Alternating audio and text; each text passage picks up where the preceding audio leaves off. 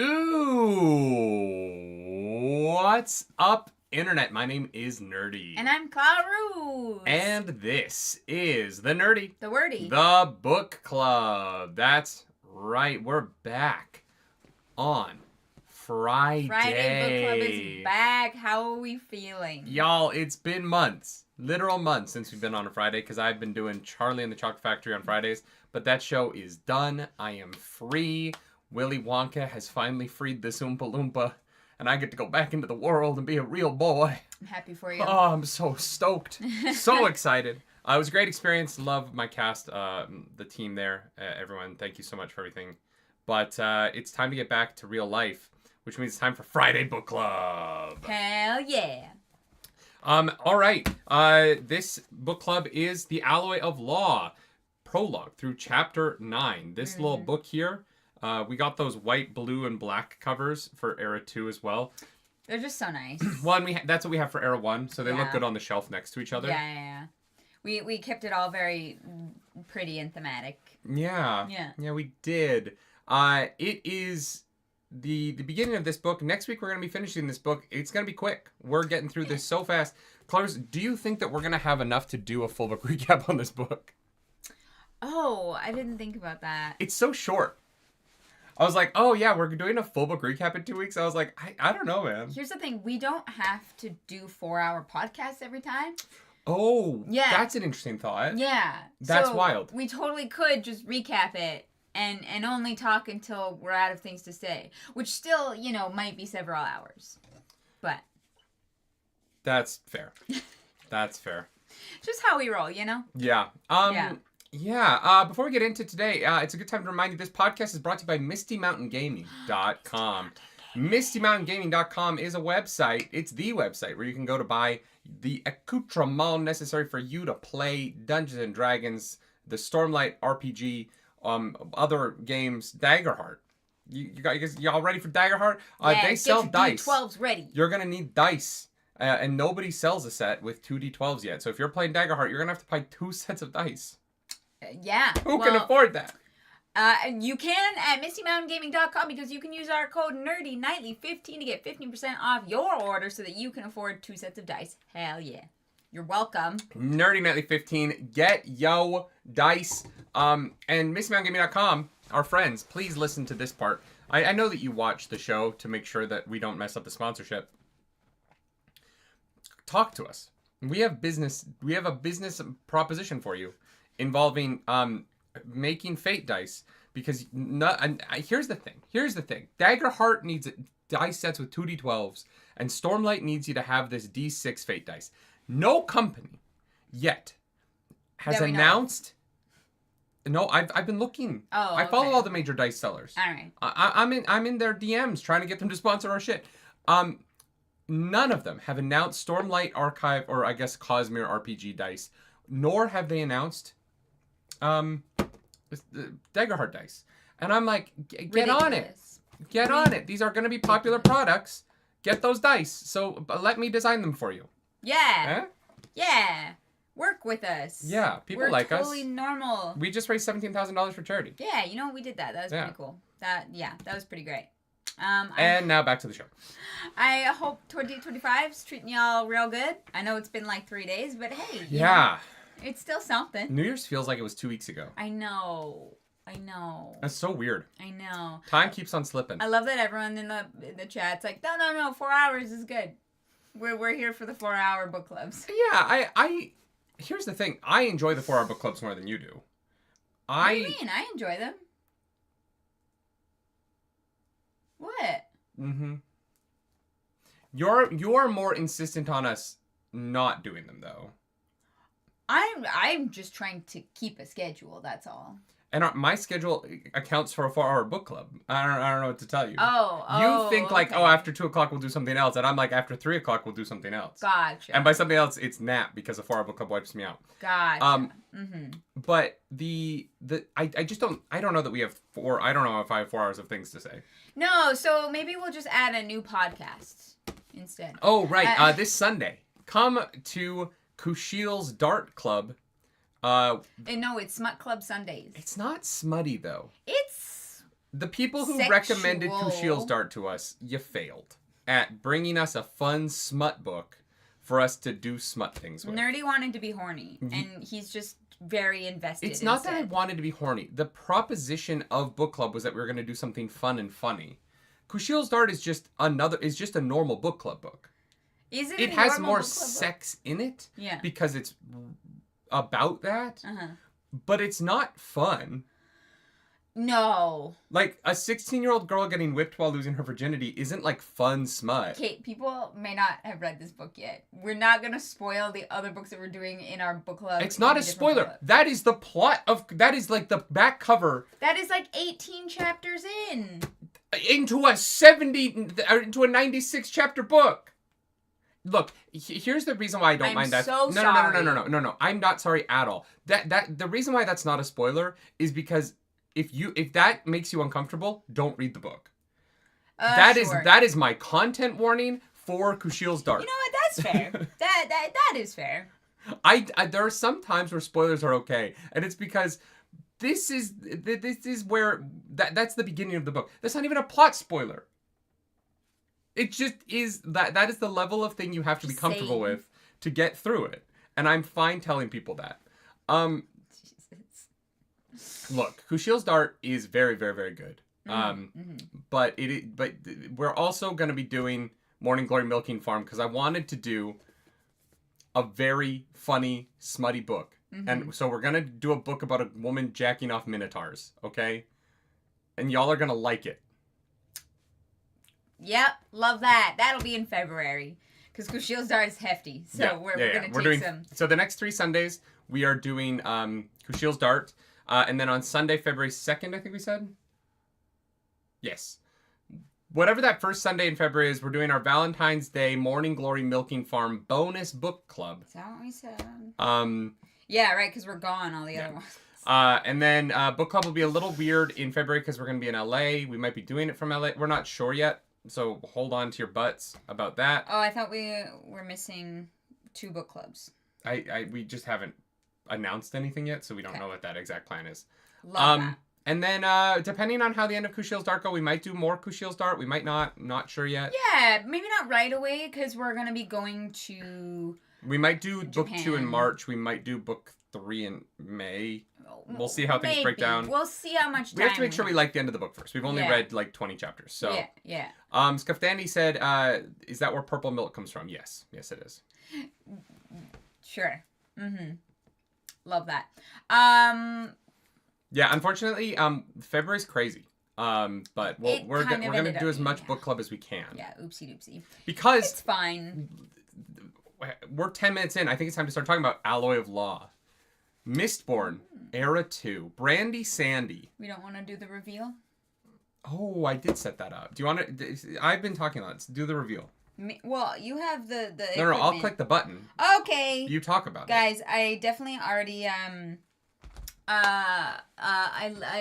what did I do? I don't know. Oh, last time on Tuesday. I can't believe that was Tuesday. I said... No, wait. Was it Tuesday? Yeah, I said we have a logo... Yeah. For book club because we're really good at our jobs and branding is important. So after 3 years, we decided to finally make a Nerdy Wordy Book Club logo. There is also a separate Nerdy Wordy Book Club YouTube channel. Make sure you're subscribed to that if you want like shorts content and like baby book clubs will be going up over there. I'm going to be starting with my review of Percy Jackson the Lightning Thief this month. Just so we don't crowd the one channel. But all the chapter reactions and stuff and the live book clubs will still be here on this channel so that you're not buying memberships to separate channels. Anyways, here is our new Nerdy Wordy Book Club logo. Let's fucking go. Boom! Look at that. Hell yeah. The N and the C are large because Nerdy and Claris. Yeah. We were trying to like brand it in a way that was us. Yeah. The double exclamation point is my favorite part of it. Yeah, because it's aggressive like us. Yeah. It's how I write emails as a millennial. I think it'll look good when it's like smaller as well. Like it, it's not anything like super complicated, but I think it's recognizable. So yeah. Shout out to Zombaby who designed this for us. She's also the one that did some of the stuff for like Roleplay Relay, like the Avril Leviathan shirt and such. So just wanted to shout her out because I think she did a phenomenal job. It's so cute and I love it. Mm-hmm. We should have put it on t-shirts or something. We will at some point, I'm sure. Yeah. I'm glad you guys like it. New logo hype. So yeah, you'll start seeing this on your feeds. Yeah, that's going to be different. Code 76 said link to your various channels going to be put on your YouTube channels. It already is. If you go to the YouTube channel and you scroll down, there is our various channels. This channel is one of the 5 channels linked there. Because we have too many YouTube channels. Too many YouTube channels. We have too many of them. That is facts. I wonder if it's on mobile. And that's fine. That's what we do. Yeah, it is on mobile. Yeah, it is. It's right there. Great. I never actually looked for it on mobile before. This logo will become the logo of that channel soon. Just need to work on that. Hell yeah. Alloy of Law, welcome to Mistborn Era 2. Y'all might know this about me. I loved Mistborn Era 1, even Well of Ascension. And big fan of this world. And I am happy to say, halfway through book 1, Mistborn still got it. This world's cool as shit. Yeah, it's fun. It's been a nice little palate cleanser. Yes. Because of the giant tomes we have been going through recently, which is a good thing. Like I enjoy those books. But this has been like an easy read. It feels like it's like flown by. I'm like, wow, I can't believe we're like almost halfway through a book. But I think that's just because I've become too accustomed to Stormlight. Gordon Chen, thank you for 5 gifted membos. Also, we did say this at the beginning, Janny Lorilla and Nicholas Cardio, welcome to the Nerds Radiant. Yay, thank you. So many freaking members of the channel. At the beginning. Sorry we missed that. Y'all, Gordon Chen, thank you for those gifted membos. That is so kind of you. Hell yeah. We super duper appreciate you.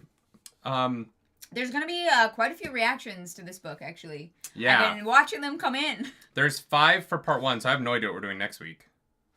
But there's 5 up now if you want to go watch those.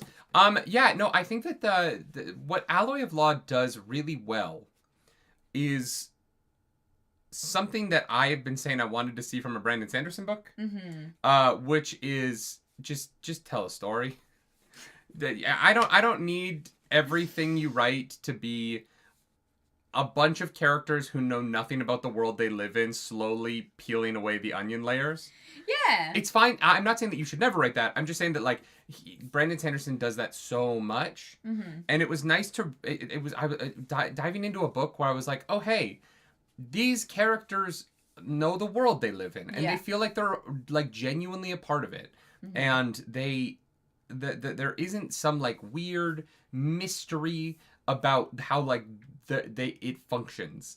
It just is a place where people live. They understand how they live there, and there's a mystery that is related to why somebody is doing something and who that somebody is. Yeah. But it doesn't necessarily always have to be the very foundations of the universe are this grand mystery, so nobody knows what the fuck's going on. Right. And so just reading a normal book was really nice. Yeah. And I was the teensiest bit worried that coming back to a world we left off where so much sacrifice was made to get to this point, I was worried that, we would pick up this book and that things would just kind of be really shitty again for people. And that would have kind of felt bad after everything that Ellen and Vin and César went through to get to this point. And I'm glad that things are better in ways, right? 100%. People are progressing. There seems to be better living conditions overall for more people. There's things that are definite positive changes that from the sacrifices that our heroes made last time, because I was a little bit worried that it would kind of undercut that, and I'd be like, oh, but they put in so much work. It's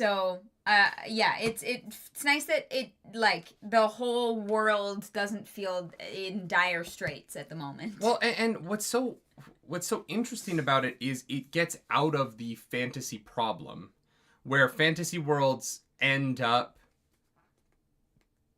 being like stagnant in their fantasy elements.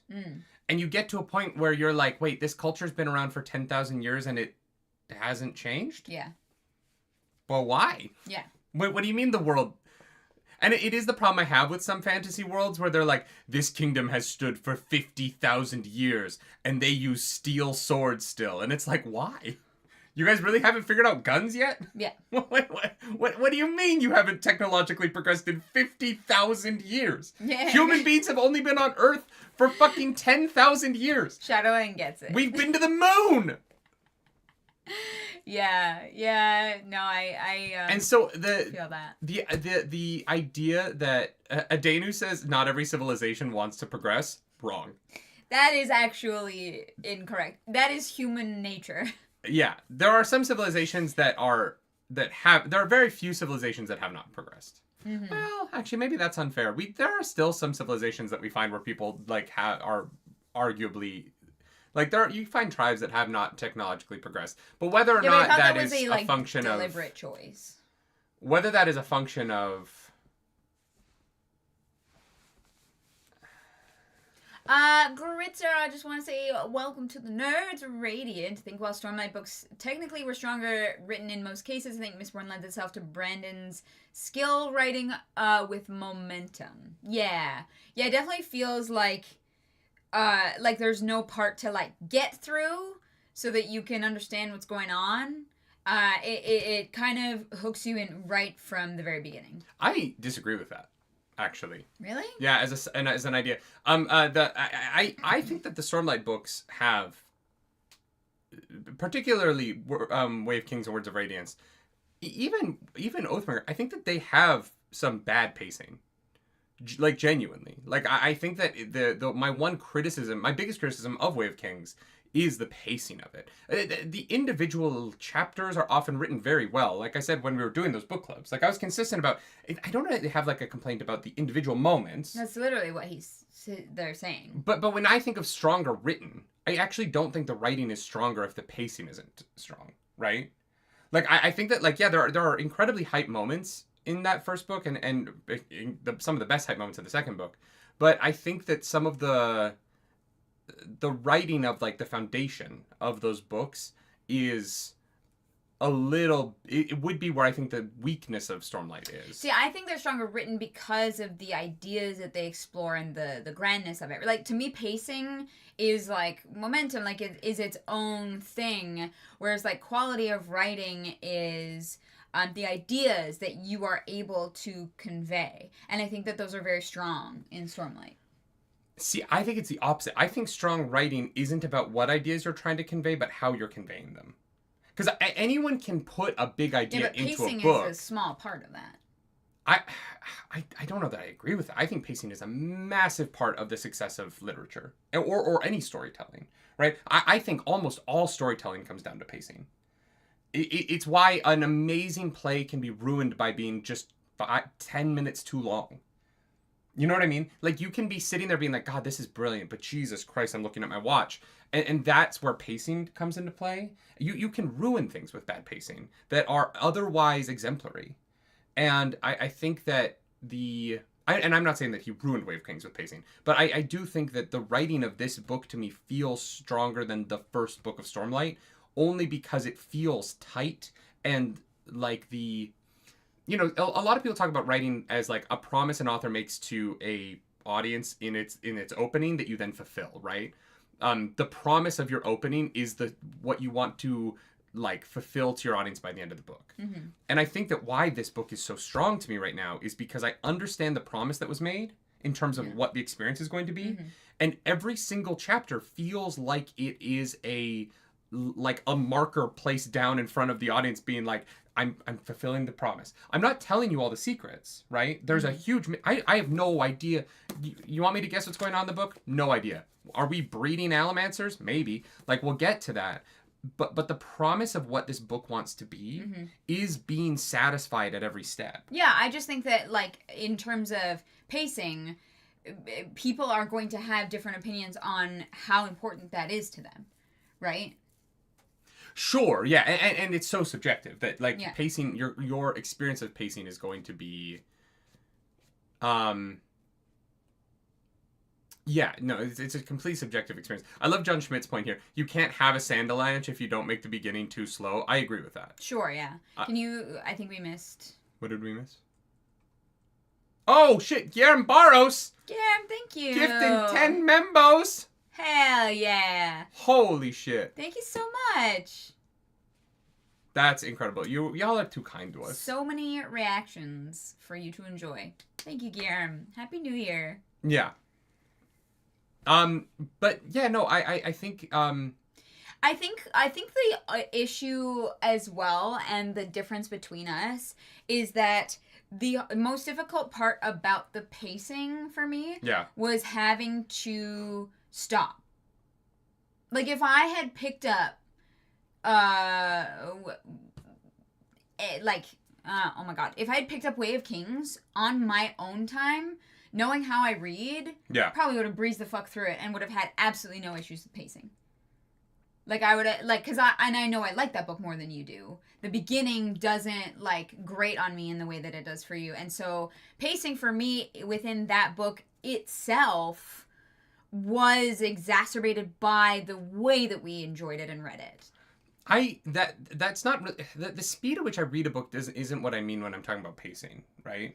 For me, like, pacing, the reason... I'm saying it distorts your view of pacing because you have to... I don't agree with that. I think you're putting words in my mouth. I am saying that, like, I think that Oathbringer's pacing is very good. No, I'm not saying you said that. Like, I'm not putting words in your mouth. I'm saying that I think that the way that we do book club highlights certain positives or negatives. And I'm saying I don't agree with you because... Oathbringer is the same length of book as Way of Kings and Words of Radiance, and I can tell you why the pacing of Oathbringer worked better for me than the first two. Which is fair, but we did say several times that the way that we were breaking it down for book club. That's what I thought until I read Oathbringer, because I didn't know what I was struggling with. Oh, okay. Until I read Oathbringer, and I realized that with Oathbringer, because the individual parts of that book had stronger internal plot lines, the overall book felt paced better, except for part 4, which I still think there's nothing going on. And so the book grinds to a halt, right?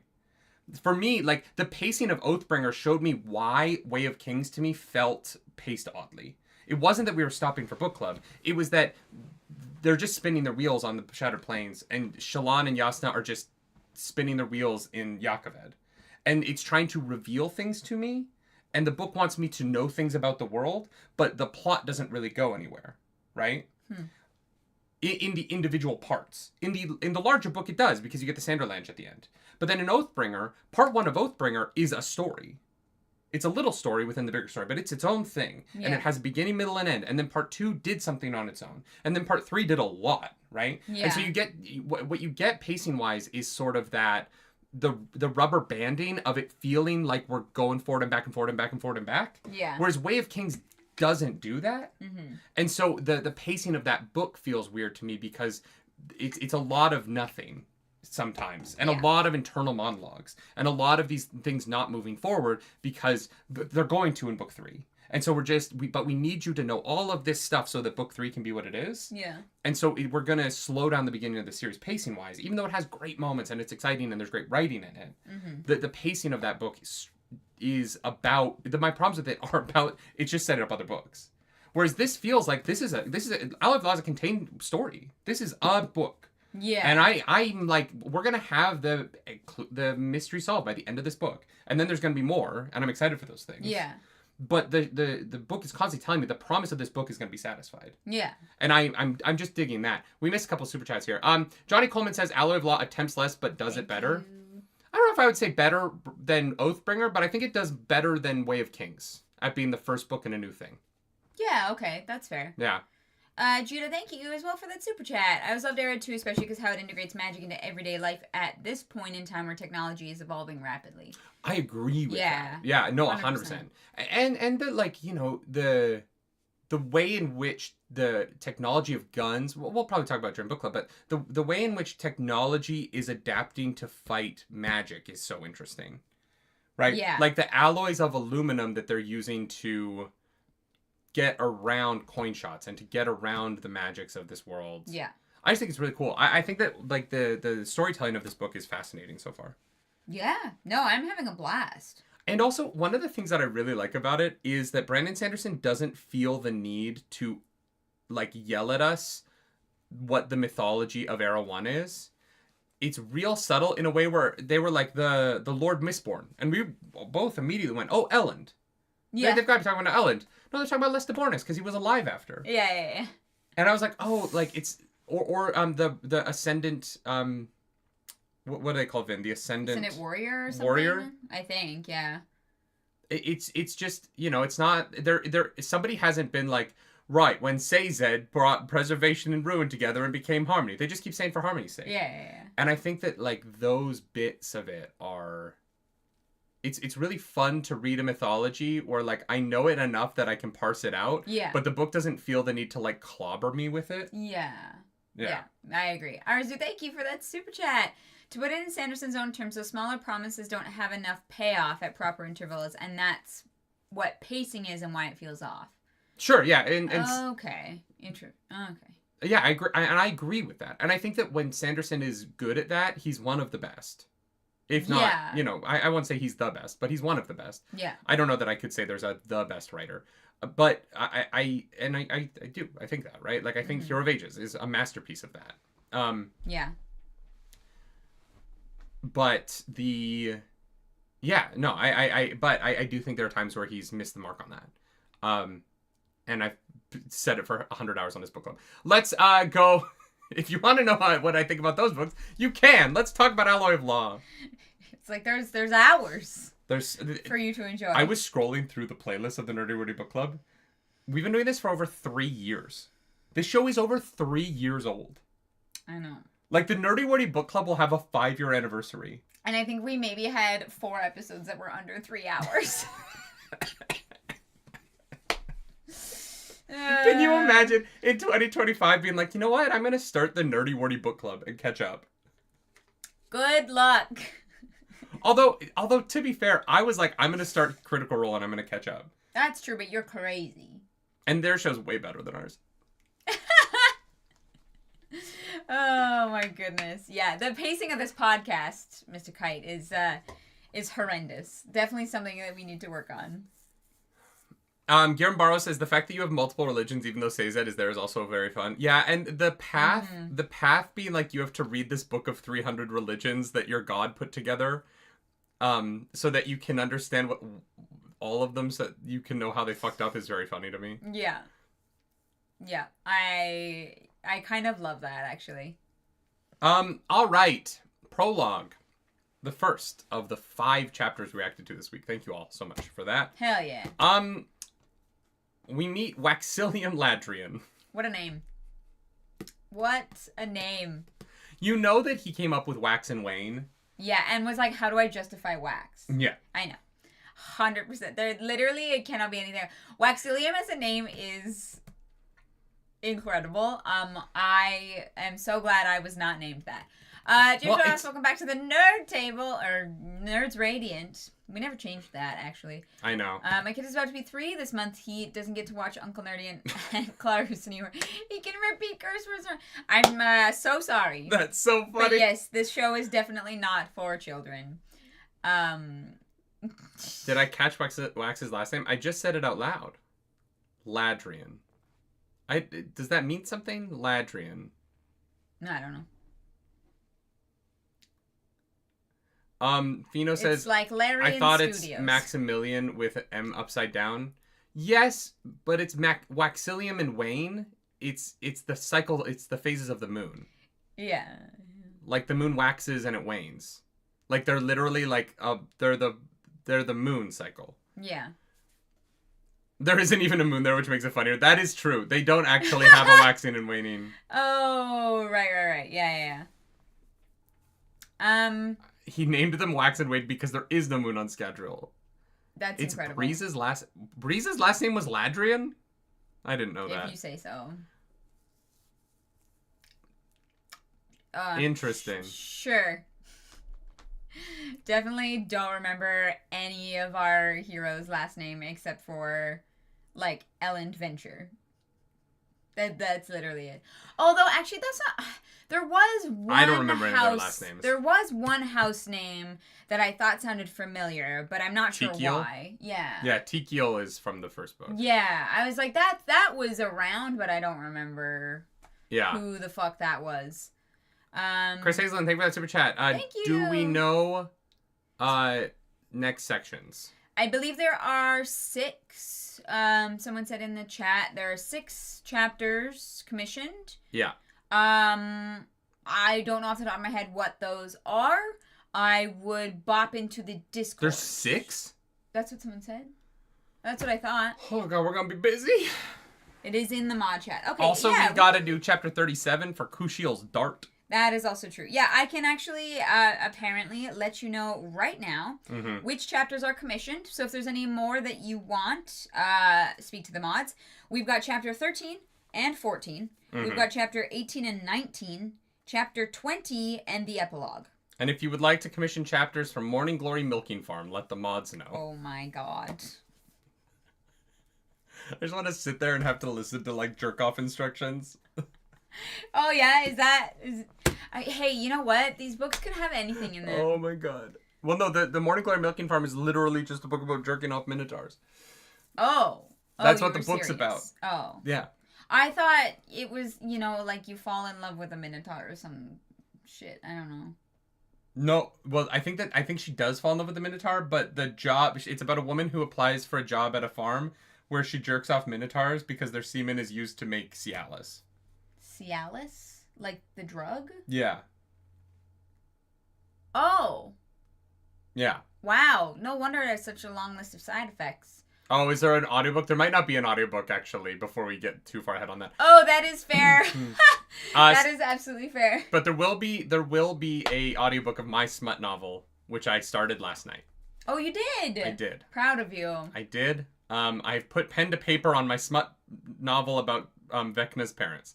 Love that and for us. the alien Nicolas Cage.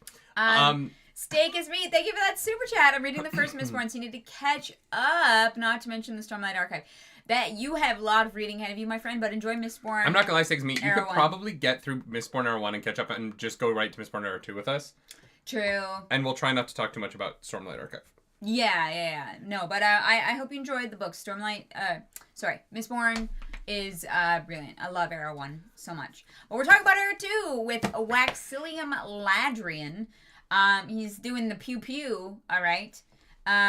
He's a lawman. Yeah. Because this is a Western. We have a new technique. He has to be played. Who's the guy from fucking Ruthless? Is it Ruthless? I don't know. Oh my god. I was like, there's a perfect actor for Waxilium. And I can't remember what his name is. No idea. Oh my god, it's Walton Goggins, and who's the other guy in that show? It doesn't matter. Never heard of it.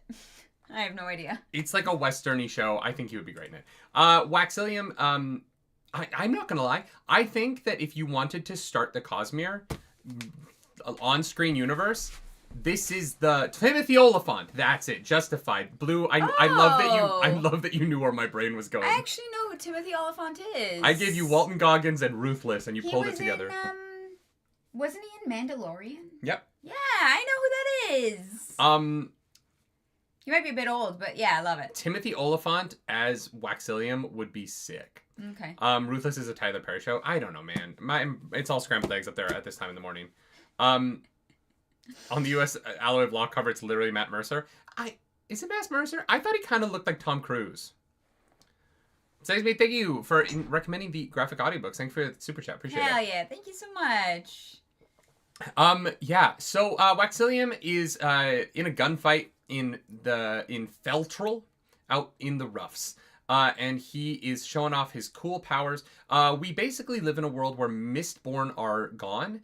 What we have now are Twinborn.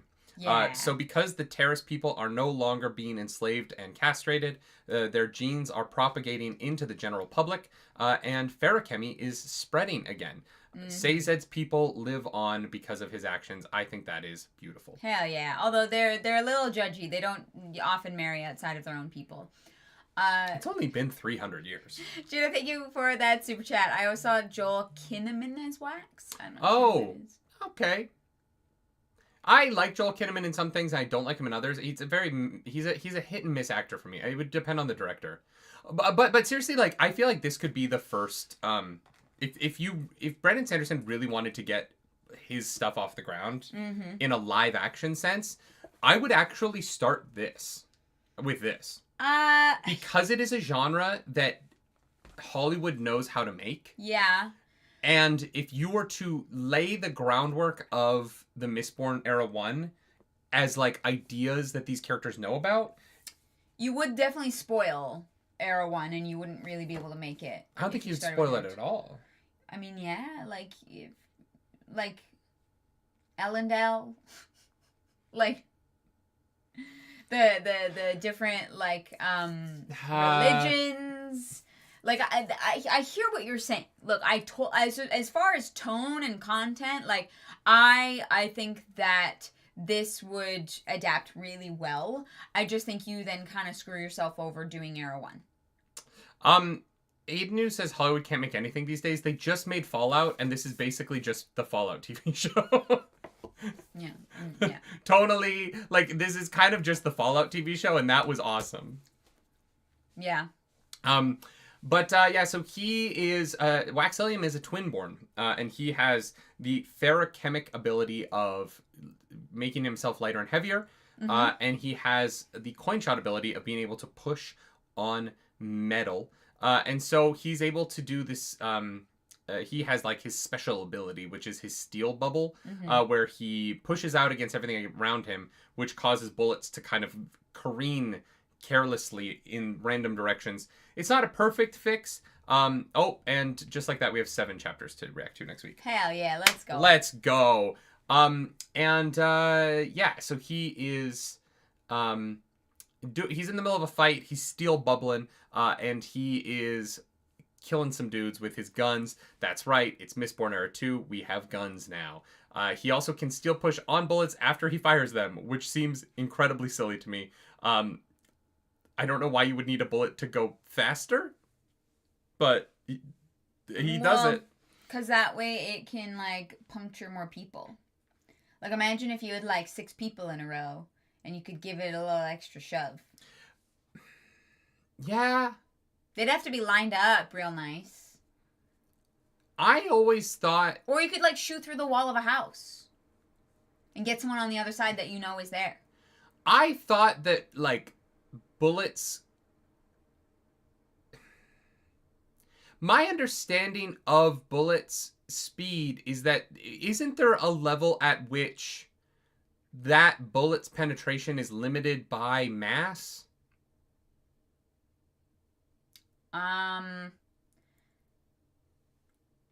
Like, isn't part of the bullets, Wouldn't it just not slow down? Like, the moment you fire a bullet, it starts slowing down, right? And so, would you just eliminate... so you're not... Okay, so you wouldn't be losing... Because a gun... Okay, hear me out, chat. Because I might be wrong. I'm literally asking because I don't know. I'm not making any statements. Chat is getting ready to bully you. I'm asking. I thought different bullets in the same gun... It was about changing the bullet, not changing the gun. Or changing the momentum, right? Like, a bullet that is 2 bullets can be fired from the same gun and have a different effect because of what they're made to do. It's like Powder Mages from Brian McKellen. That doesn't help. I don't know who that is. No, a single bullet can't explode a wall. Explode a wall? That's not what I said. I said go through it. Different rounds had different... Okay. So I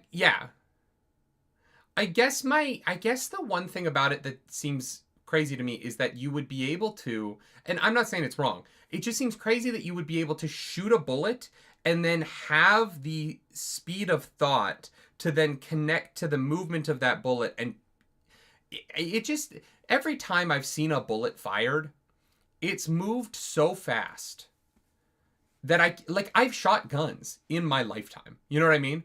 I can't imagine, and maybe modern guns, the bullet moves faster, but the idea that I would be able to shoot a bullet, connect telepathically to that bullet while it is moving, and push it when it is already flying so fast. You can already be connected to it before it fires, because piece of metal has its own line. But if you push the bullet before you fire, then the bullet is going to move out of the way of the firing pin of the gun. No, I just mean that you can do it at the same time.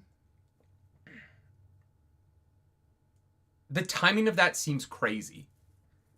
I'm not saying it's wrong, and I know that it's a thing. I totally get that it's probably how this works. Probably a skill you have to work on for a very long time. It just feels like you would have to your brain power of having to track that bullet and not push it before the firing pin hits it. Do you guys understand what I'm saying? This isn't a problem I have with the book, and I'm not complaining about the book because the book is cool, and I don't care how it actually works. I'm only saying that in the real world, it seems like it would be so hard to shoot a bullet and then shove the bullet while it's firing. Yeah, but not too early. In a way that would add any momentum to a bullet being fired. Yeah. Like, it's already a bullet. Yeah, unless like you said, like, older guns did not shoot, like, weren't able to shoot as quickly. I don't know. I want to be very clear that this isn't a criticism, because I also love the movie Wanted, where they curve bullets. I want to be real clear. We missed a super chat. Johnny Coleman, thank you for that super chat. The timing would take practice. Yeah, most definitely. Yeah. Yeah. No, here's the thing. It's a fun idea, and it's a interesting concept, and it's a world of magic. Like, I get it. But... James Ross says you can track tracer rounds. I don't know what a tracer round is. You can see the blue line the whole time. Yeah, even when it's in the gun. Yeah, for sure. Do you see the blue line, or does it just fucking... Or I guess you would see where the blue line hits. My favorite comment here is official ACM says, it would be difficult to push on metal with Alamancy in the real world, for sure. Yes. Oh my god. That's so funny, official ACM. Yeah, using magic would be hard. It would. You would require practice. Also, hi, Wargamester over on Twitch. Hello. Judah Canizares says Wax was a lawman for 20 years. Thank you for the super chat. He's already like a level 15 gunslinger with extra powers. He has an intense amount of experience. Oh, and that's why I have no problem with it. Like, this is more me being like, how does this work? I want to talk about the system. I'm not criticizing the book because the way it's used is very cool. Yeah. Ernest, thank you as well for that super chat. Alamancy seems to work at the speed of thought, which is faster than a bullet. Ooh, that's a good point. Okay, all right. It does seem to do that. Okay. Sort of like how Syl... Never mind. We said we weren't going to spoil Mistborn. Or Stormlight. Yeah. Cool. Anyway. Yeah.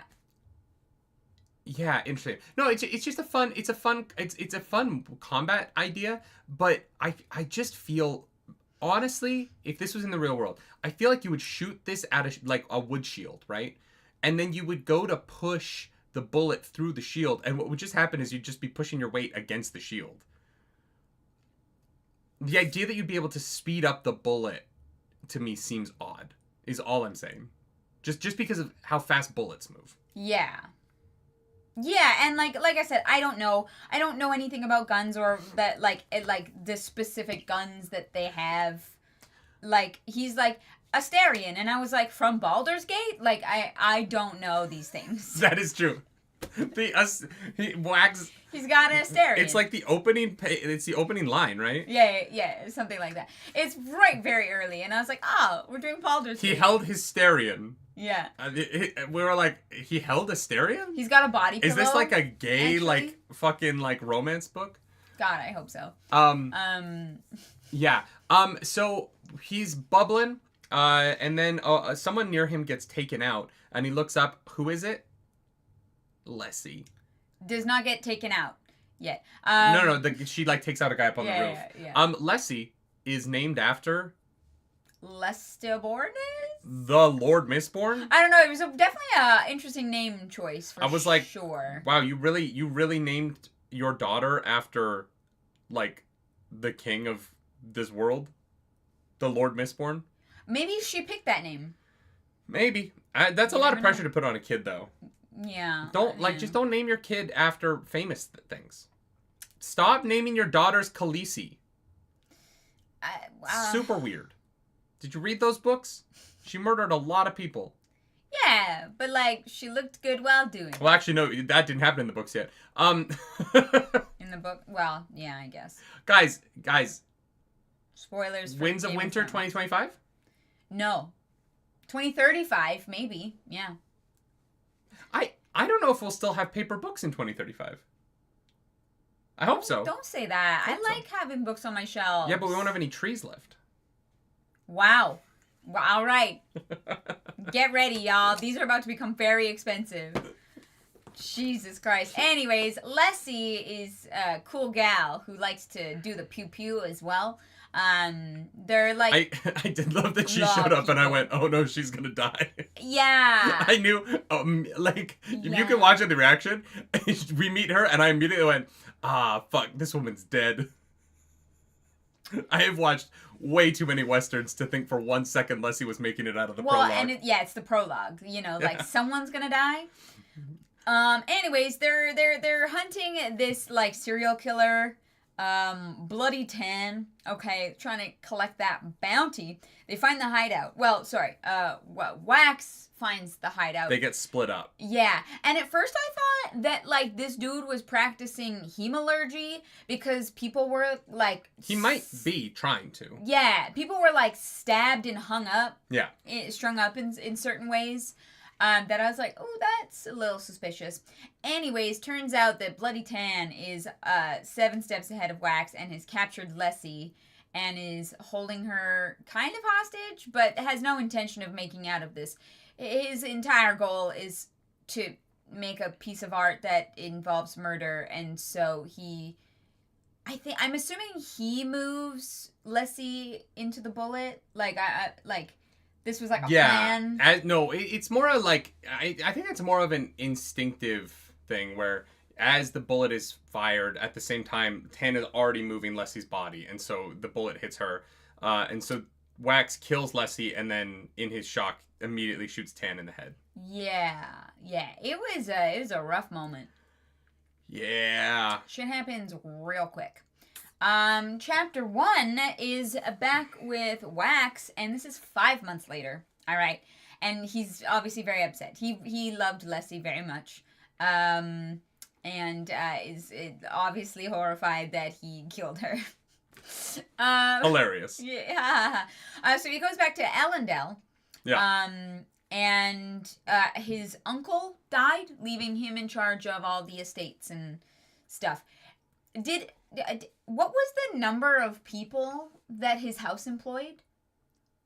Wasn't it like, am I losing my mind, or did he say like 20,000? Probably 20,000. That's crazy. Why is that crazy? I cannot imagine that responsibility. Yeah. No, I get that. We have like 3 employees. No, we don't even have that many. Yeah. Like. Shut up, Seth. Oh my god. Yeah, we know. Seth Butler's not complaining, but we're on chapter 1. We know. Shut up, Seth. We are aware that Is this your first book club? A 4-hour podcast, okay? Joe White, thank you for that super chat. Wax technically reminds me of the end of the prologue to the real first episode of Firefly. Yep. Have you seen Firefly? Yes. Okay.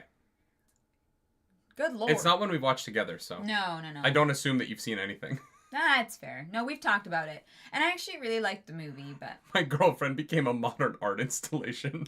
Lady, that's so dark. Christ. Oh, man. Joe, I think we had a super chat. Wax staying there remind... Oh, God, we just read that. Yeah, we got that one. I just get nervous sometimes that we're going to miss super chats. Mm-hmm. It's all good. Yeah, so anyways, Wax... Dalinar, Basher, and Wax have a lot to talk about. Yeah. Wax is responsible for a lot of people. And not to spoil other things, but what is with Brandon Sanderson having men kill their loves? What? Brandon Sanderson has a lot of male leads kill the women they love. When does this happen? I just named the 3 people. Who? Dalinar, Vasher, and Wax. Vasher? Oh. Yeah. I thought Vasher... Mrs. Sanderson better watch out. Judah Yeah. Canizera says, does ACAB apply to Wax and Wayne? He's not a cop, he's a lawman. I mean, yeah. Yeah. It's a different world where like systemic racism is very different than Earth. You know what I mean? As someone who thought about being a cop at one point in my life, I'm going to say that no, that doesn't apply to them. I think that anytime you try to apply ACAB to nonfiction or to fictional characters, you kind of lose the purpose of it. Mm-hmm. And unless it is a series that like glorifies propaganda, it's really complicated. Sure. And it's not something I want to get into in this series because that's not. We're talking about magic people who are fighting other magic people. Fair. Yeah. But I do find some of the like this is ACAB even though it's like a fictional world that doesn't have a system anywhere close to the oppression of ours, and it's really hard to like make that direct connection. Yeah. Yeah. ACAB definitely doesn't apply to Wayne. I agree with that. Oh my god. Interesting. James Ross says Sando regrets the fridging in this book. Why? I understand that fridging is a frustrating concept for some people. I think that we have to be really careful about... I think that the problem... Here's my take on fridging as a concept.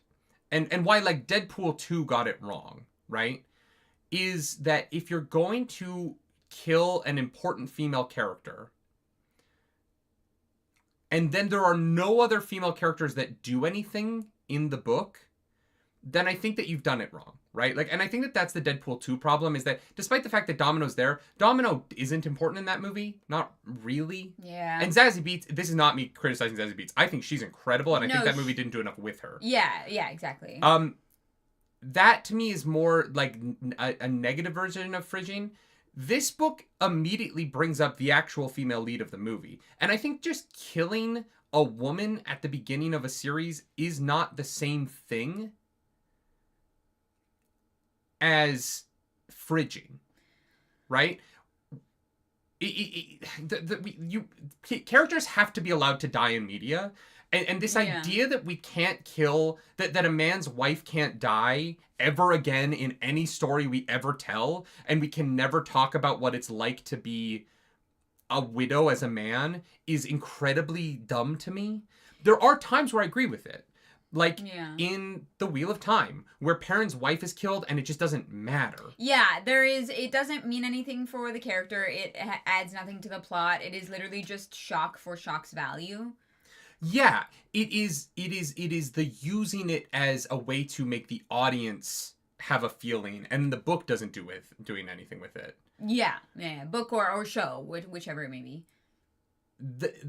Leslie dies in the prologue because it's the prologue to what the story is. It is setting up the story. If she died in like chapter 3, there might be more of an argument, but it is literally she died as the backstory for the story. Yeah. It's not the story. She doesn't die as a plot point. It's literally the backstory of the actual story with with these characters. Mm-hmm.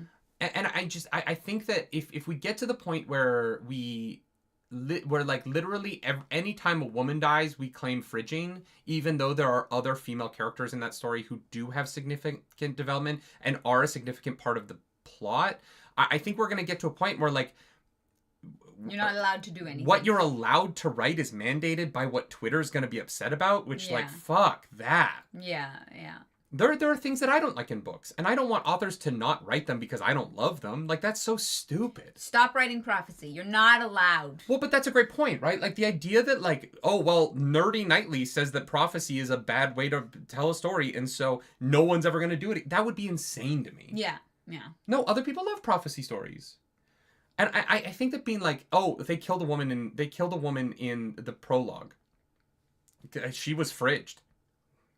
No, she wasn't. It's the prologue to what the actual story's about. Yeah. God, that's so.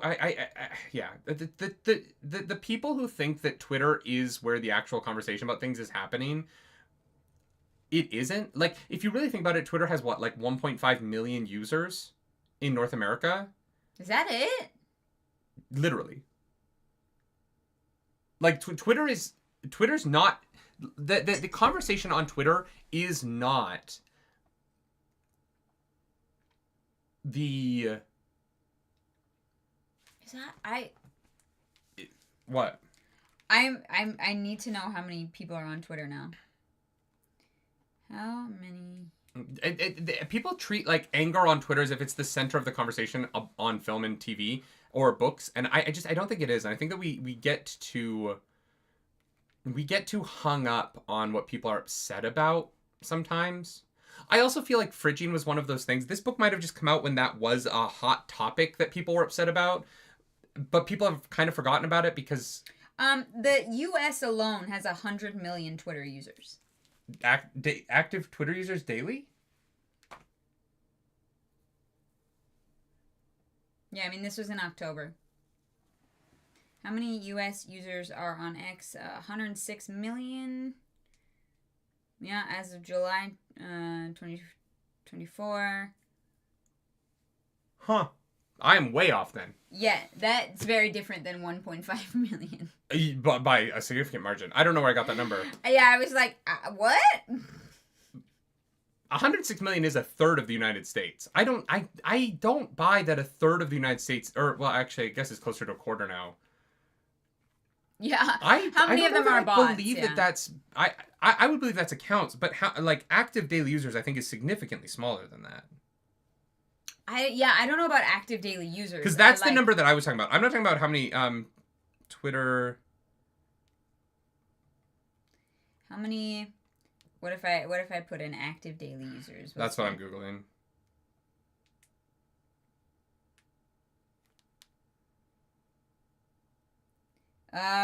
In the U.S. alone, X Twitter is more than. Oh wait, that's overall. Oh yeah, it's still way higher than I thought. Okay, interesting. I'm way off then.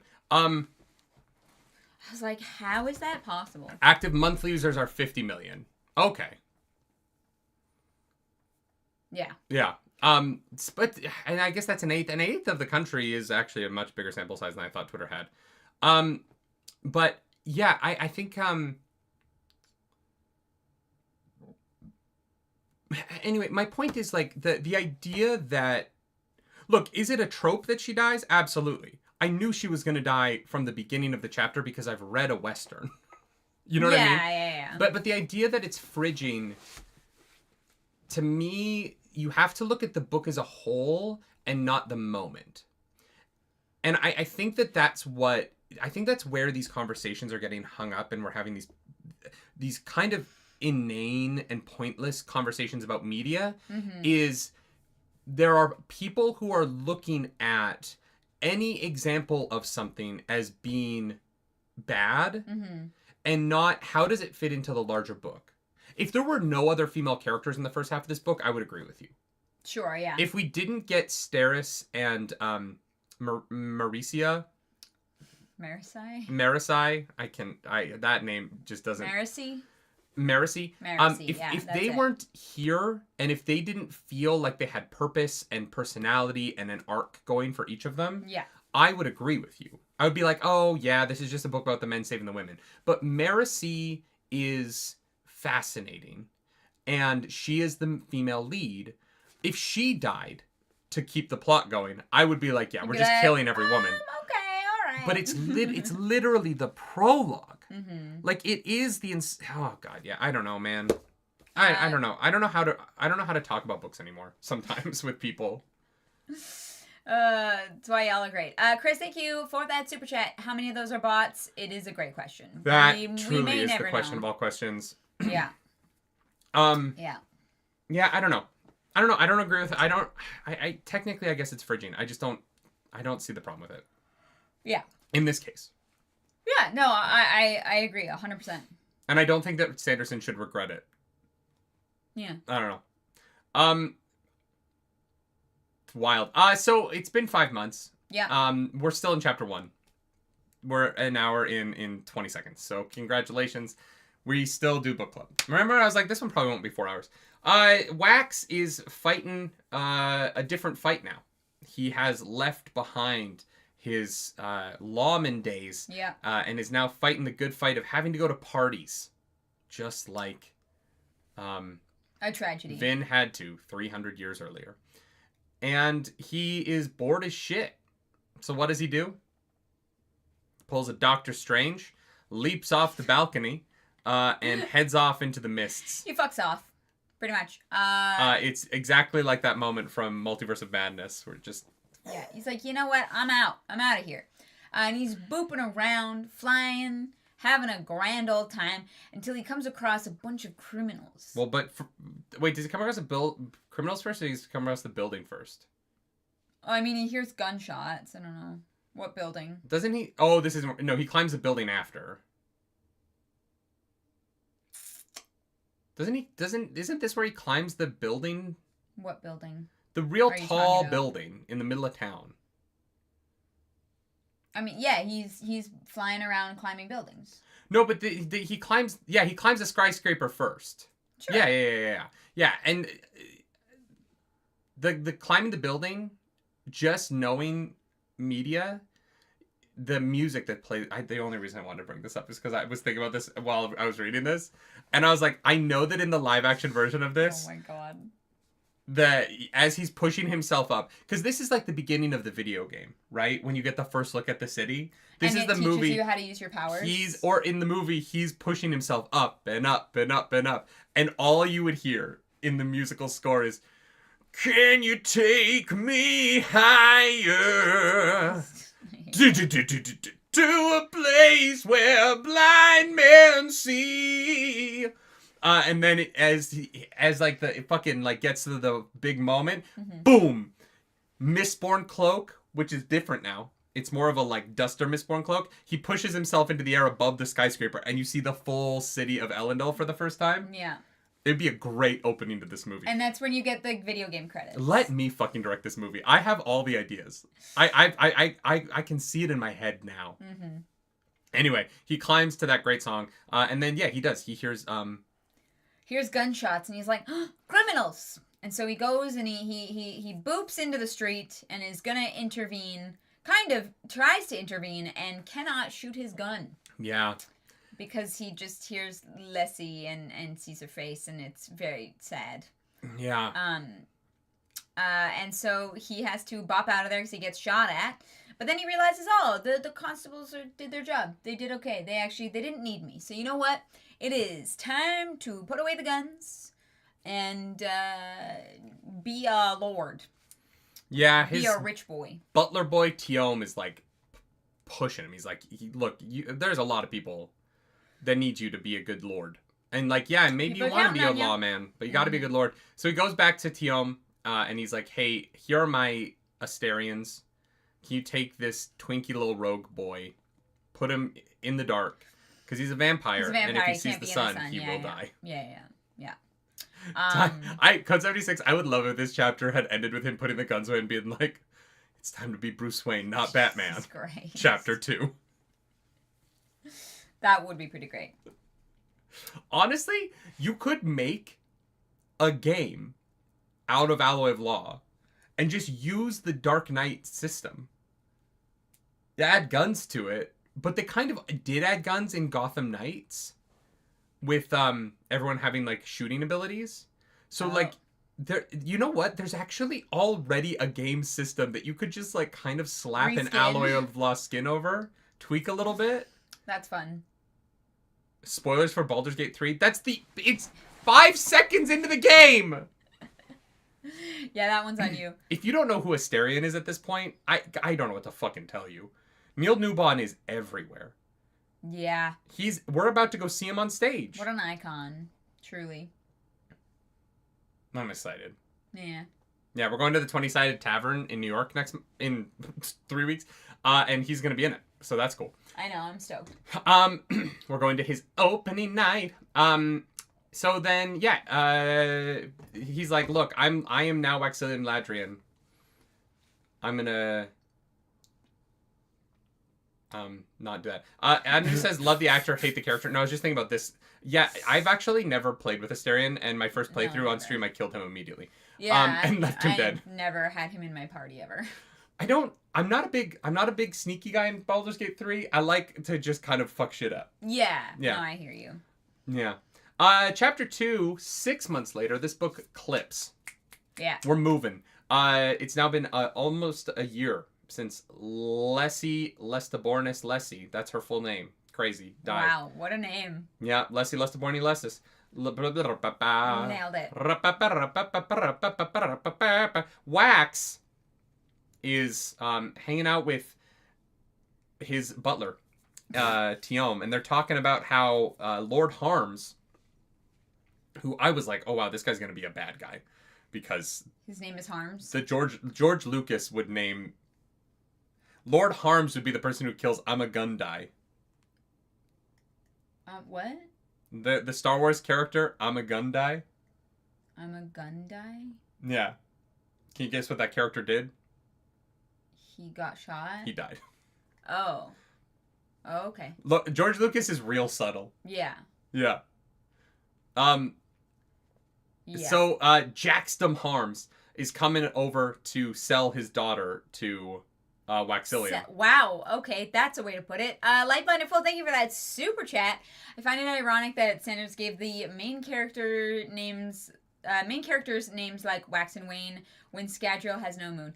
Yeah. Very funny. Yeah. Very, very funny. That has to be so deliberate. Yeah. Yeah, I mean, he's selling his daughter for political clout. This is what marriage was for like most of human life. Yeah. You had a daughter, you hoped that she was hot and had like all of her teeth, and then you sold her to a man for like for family ties. Pretty much. Yeah. You got like 2 cows together, maybe a goat, and you went, "Hey, if I give you the cows and the goat, will you put up with this woman for life?" Here's the Wax is also selling himself, right? They each bring something to the table. It seems like a fair trade. Oh, 100%. Yeah. And Bruce wants to know, why did you buy me? What did I offer? It seemed like a lot at the time. Yeah. Slowly realized it's actually less. He's actually buying his daughter Wax. You know what, Johnny Coleman? That's a better way to put it. He's buying Wax for his daughter. Mm-hmm. He's like, all right, honey, sweetie, this is the one that I'm buying for you. Ship's Lady Here's says, your new puppy. It's called traditional family values. Oh my god. So yeah, they're gonna have a You didn't answer my question. What? Which question? What did you buy me for? I said at first it seemed like a lot, and then over time I realized it wasn't as much as I thought I was getting. That is such a dumbass political answer. No, it was just me being a dick. No, I got a lot. But also I didn't buy you. We don't live in Thank God. Yeah. And also arranged marriages weren't a thing for like lower class people. Yeah, no one arranged this. Depending on culturally. We arranged this. Yeah. But like I shouldn't say arranged marriages. Arranged marriages were typical, but like political marriages. Yeah. If you don't own anything, there's not really a lot of value in a political marriage. You know what I mean? Yeah. You kind of have to have something of value for it to be politically motivated like this. Yeah. So we find out a few important things. First of all, Tiom lets him know, no, I don't think he's talking with Tiom. He's talking with his like someone who works for him. And they're like, I didn't want to tell you until later, but technically, your steel has been stolen. Right. So Wax immediately starts investigating. Immediately. He's like, I'm not going to investigate anymore. Wait, something happened? Immediately, I'm investigating. So 5 shipments have been stolen from the Tikil family.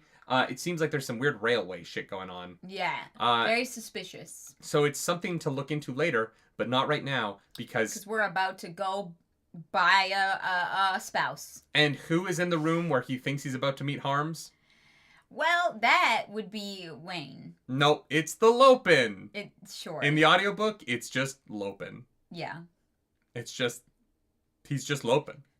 Yeah, I love that Michael Kramer's like, I have this voice I can do. Let's just apply it here. Goncho. Yeah. Yeah. Wayne is there to interrogate Wax, but not really. No, he's just there to fuck shit up. Yeah. Like, no. He's not there to fuck shit up. He's there to interrogate Wax in order to convince Wax to get involved in the investigation with him. Like, he's using his I need to ask you questions to intentionally harangue his friend into getting back into being a lawman. And probably to, like, trades for some stuff. Well, yeah, he does want to commit trade theft. Trade theft? I mean, it is trade theft. Like... Yeah, you don't know that you're trading. You just get something you didn't really want in exchange for something that you already had. It's like the rodents in the mountains in Alberta who will steal from you, but they will leave, like, a pebble behind. Oh. Yeah, they'll, like, heard of that. They'll, like, take a glove, and they'll leave, like, a rock where the glove was. And then if you, like, go to their like, den, you'll find, like, your shit. But they will take things, but they always, like, leave something in its place. What kind of rodents are these? I can't remember what they're called. Off the top of my head. It was something I learned about in Boy Scouts. Because they're like, yeah, they're so cute. And they just will, like, steal things, but then they'll, like, come place a little, like, rock where they stole something. The beavers. Yeah. No, it's not beavers. Beavers are assholes. No, I know. Beavers are little fucking pricks. No, I am aware. Beavers. Some squirrels are also like that. Yeah, it's like there's a weird, like, oh, I want that, but I will leave you. So Wayne is a former partner of Wax's who knew him. He's mentioned in the first chapter, or he's mentioned in the prologue. And he's mentioned in chapter 1. And if you watch the audiobook, I literally go, I wonder if we're ever going to meet this Wayne guy that keeps being brought up. Oh, yeah. And then he's like, he walked through the door and Wayne was there. Yeah. 100%. So they talk about the suspicious things going on. And then Lord Harm shows up. Pack rats, that's what they're called. Thank you, Code 76. Oh. Yeah. All right, okay. They're cute. Sure. Did not know that. Yeah, Lord Harm's like, hey, we had an appointment, even though I'm early for it, because fuck you. And in a blink of an eye, Wayne has transformed himself into a whole other person. He's got a disguise ready because Wayne can make speed bubbles. Yes. How do you feel about speed bubbles, Close? Very fun. It's magic. What? Every time it happened while we were reacting, you went, what? Did I? Yeah. Oh. Sure. I got the vibe that you didn't love speed bubbles when we were talking about it when it first came up. No, I actually think that they're fun. I think that it's a fun way to play around with. You have a character who doesn't do the gun thing, who does the close quarter combat thing, because they can, like, 1v1 me, bro. Yeah, like they get in close, right? They can do the close quarters combat. We all agree they make no sense, right? Well, yeah, it's magic. Yeah. Yeah, but, like, the magic of Mistborn worked enough for me. You know what I mean? The speed bubbles.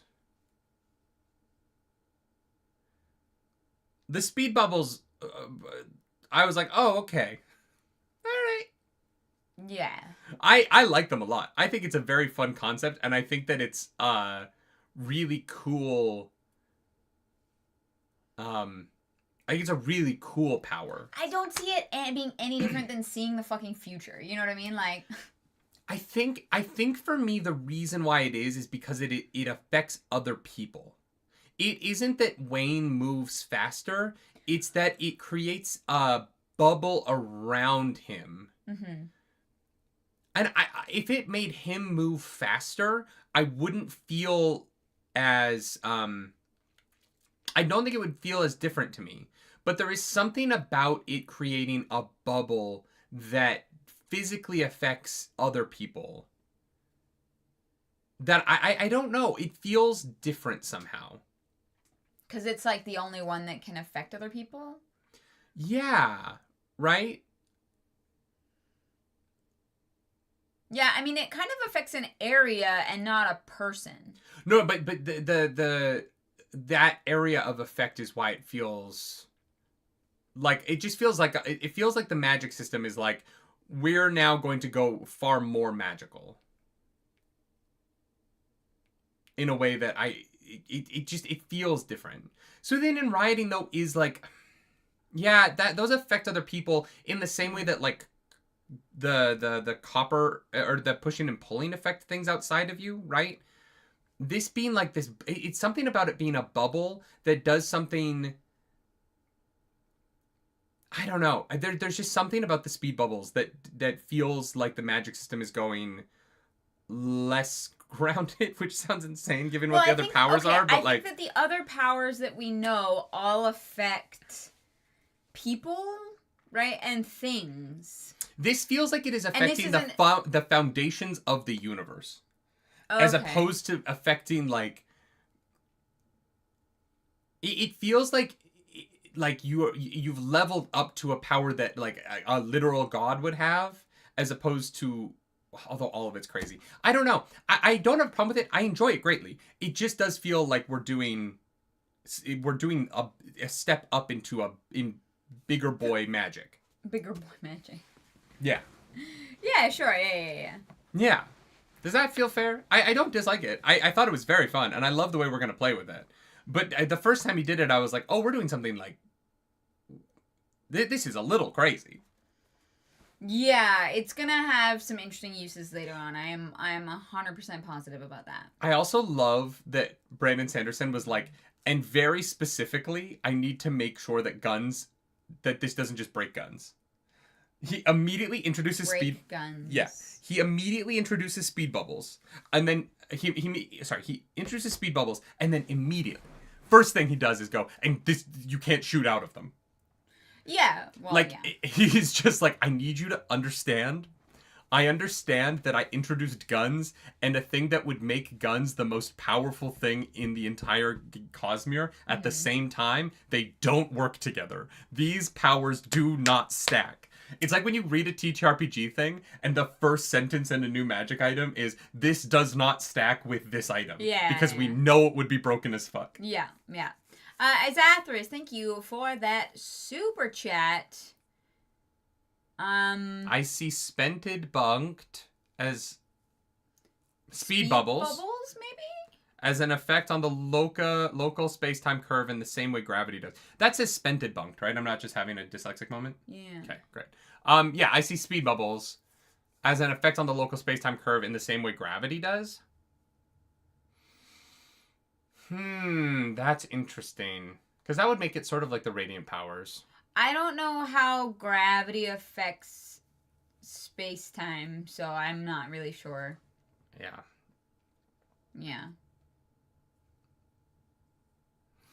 Brother Arman says, time stop in D&D when you do any attack, it ends immediately. Yes, 100% like that. Right, yeah. Yeah. Yeah, for sure. Yeah. Yeah. Time dilation. Doesn't help me at all. More space equals more time. Yes. More money, more problems. Yeah. What? Light Blinded Fool says, think how a black hole affects time. Clarice, how does a black hole affect time? Well, you die if you get near it. So your life would end, and that's how it affects time. Johnny Coleman says, remember how the Stormfather slows time when he brings people into visions? Yeah, but the visions aren't real. Yeah. Those aren't actually... Like, I can slow down the video I'm watching in Adobe Premiere Pro. You know what I mean? Like, that doesn't mean that I'm slowing time. I'm just slowing down the movie that's playing out. Stormfather makes black holes, is what chat's trying to tell me. No. I don't think you've seen Interstellar. Yeah, I have. Oh, you have? It's about love, Murph. It's about love, Murph. That's about all I remember. Interstellar was fun. What? I don't understand what that has to do with anything. Because the Interstellar explains how time reacts to Don't worry about it. They go farther away, and then like it takes longer for them to get back because they can't travel super fast. No, but sure, it's complicated. Sure. Yeah. Guys, I think that you're trying That movie was about love, okay? I think that you're trying to explain algebra to a person who has never added or subtracted before. Like, I want to be, like, very clear. That's such a good metaphor. That, like, you guys are saying words and things that, like, have no base foundation for me to build upon. And that none of this is going to register. Judah Kennedy, I was thinking about Super Chat. Imagine if Vin knew about Bendalloy and its power. I don't know that she needed it. Vin was already pretty much everything she needed. Because here's the problem. Most of the people Vin were fighting were also Mistborn or equivalent. It's not like 1v1. Like, a lot of Vin's important fights were already 1v1s. So I don't know that a speed bubble would have necessarily done much to help her. I'm, like, trying to think of an instance where a speed bubble would have severely, like, changed Vin's actions. And I don't know, actually. Yeah. Imagine if Vin had a machine gun. Jesus Christ. Hey, Marsh. Say hello to my little friend. She basically does have a machine gun because she can throw coins. As long as she has a handful of metal, she basically has a machine gun. How does a speed bubble interact with atium?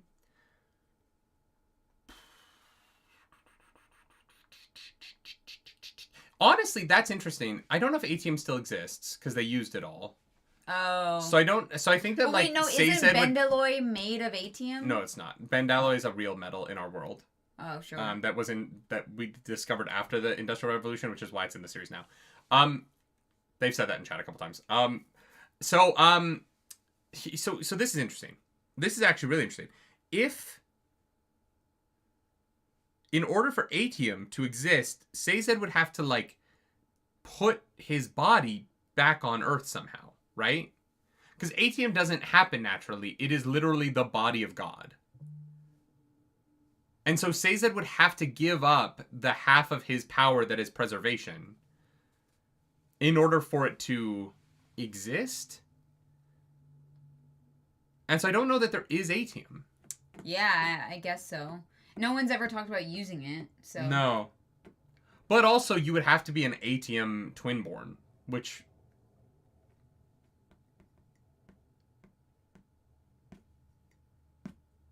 atium was ruined. Sorry, I had... Yeah.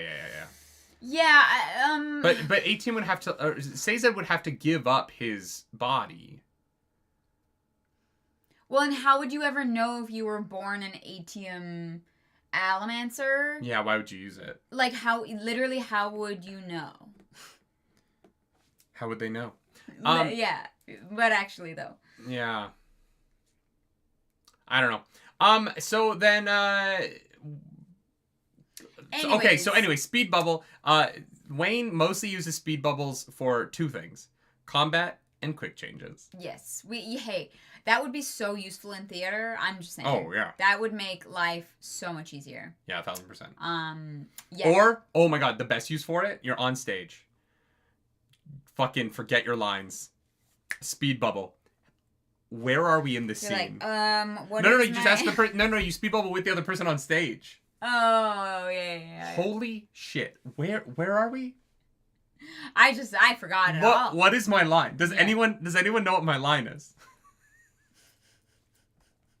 Can you imagine ending up in a speed bubble mid-song and having to, like, come back in on the music, and you're, like, watching the choreo from inside the bubble to try and, as they move very slowly, try and figure out where the beat is? That would be really tough, because you'd have to throw up the speed bubble, like, in between notes. Like, you couldn't, you couldn't sustain a note through a speed bubble. Yeah. Well, because wouldn't that, like, warp the pitch of it? If you were singing and you threw up a speed bubble, it would go. Wouldn't it go like, whoa, like all over the place? No, it would just get very low. But only for, like, that split second where it, like, caught up, right? So it would just like sound like a weird like. No, the wave. It depends on how much you're slowing it down. But you would it depends on it. Honestly, just depends on how slow the rest of the world is moving. But yeah, I guess you could slow down enough that you would hear the like the literal vibrations of the universe. But at that point, I think that you might die. Die? I don't know.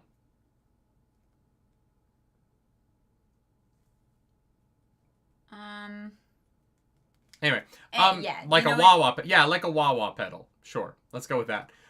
So Steris, Marisi, and Harms come in, and Wayne has thrown on a mustache, and has a new accent, and he is a very fine uncle. He looks a little bit older. He's doing what I did in Charlie and the Chocolate Factory, where you scrunch your forehead up so that it looks like you have wrinkles. And he's like, yes, this is my nephew. Hello, Harms, welcome in. Yeah, my nephew's a fucking idiot. Well, it looks like this Steris is very young and breedable, and has a firm hand to use on my nephew. I only say that because he is that like uncomfortable. Yeah, no, that's fair. Wax legitimately wants to murder him, and I wouldn't have blamed Wax if he did. Kieran, thank you for that. That welcome back to the Nerds Radiant. Y'all love Steris. Damn. Steris rocks. I fucking love Steris. Yeah. Steris is the woman who is being placed on the auction block today, and she is like, I acknowledge that your uncle has ruined. We haven't really talked about this. Wax's uncle kind of fucked with the family's reputation, and so they are now rich in political standing, but they are poor in cash money. Wait, Wax? No. Yeah. No. Wax's family is like very low in political standing because he's pissed off everybody around him. They have bad social relationships. Yes. But they have high political standing. Like Wax immediately gets a seat on the city council board. Whatever. But they don't have money. Right. But they do. Sorry, they do have money. Steris's family. They don't have money. Is the one who doesn't have money. No, they have no. Wax's family is very rich in one thing, and it is their political position in the city. No, because nobody likes them. No, that's not political. That's social standing. Their social standing, bad. Their cash money, bad. Their political position, great. They have a lot of people. They have like city seats. Like their political position. City seats? Like Wax is on whatever board of whatever the city like council. The only thing the only power that their family has right now is the like political placement they have in the city. But their social standing with the other families is bad, and their cash money is bad. Whereas Steris's family, Lord Harms, they have money and people like them. And so they're trading the political power of the, like, being Breeze's descendants, essentially. Okay. For the being liked and the cash money of Harm's family. Okay. But they are rich in political power. That is the only thing that they still hold on to. Just because of the number of people who work under their family, like the amount of industry they're in, they're politically a very strong family. It's just interesting we haven't seen that yet so far. Well, I mean, the book has talked about how he's on the like city council. For what? What does this council do? They run everything? I don't know. But he has a like family seat on the Senate. Or what I can't remember what exactly the board is called in this. Sure. Yeah, if you say so. I mean, the book said so. I didn't just make that up. I'm saying I believe you. And just because of the number of people who work under his family, they do have they have that level of political wealth. It's the only wealth they have right now, is sort of the old money wealth. And they're cash poor. But if you piss people off, wouldn't your political standing not matter very much anymore because people would just kick you out? It is really hard to kick someone out of that kind of position. All right. Because the people who are in those positions made the rules about those positions, and they made it really hard to be kicked out of their positions. You know what I mean? The only thing that could dismantle it is if they were to be completely destitute, which is why he's marrying this woman, so that she brings in enough money so that his family doesn't lose their political positioning. All right. Sure. Right? That's the trade that they're making. Yeah. Yeah. And so Steris is a fucking genius and knows all this shit. And so she has put together a contract, much like our prenup, which was really, really specific. I have to provide a certain number of sweet treats per week. Do you mean, are you talking about our vows? No, I'm talking about our prenup that we signed. Remember? It's 116 pages long. I thought a prenup was something that you do about the things that you already had, not about what you will provide. Like, isn't a prenup how you divide your assets that you have before you enter into marriage? No, yes and no. A prenup can also have like expectations of like, particularly when there's a lot of money involved in a relationship.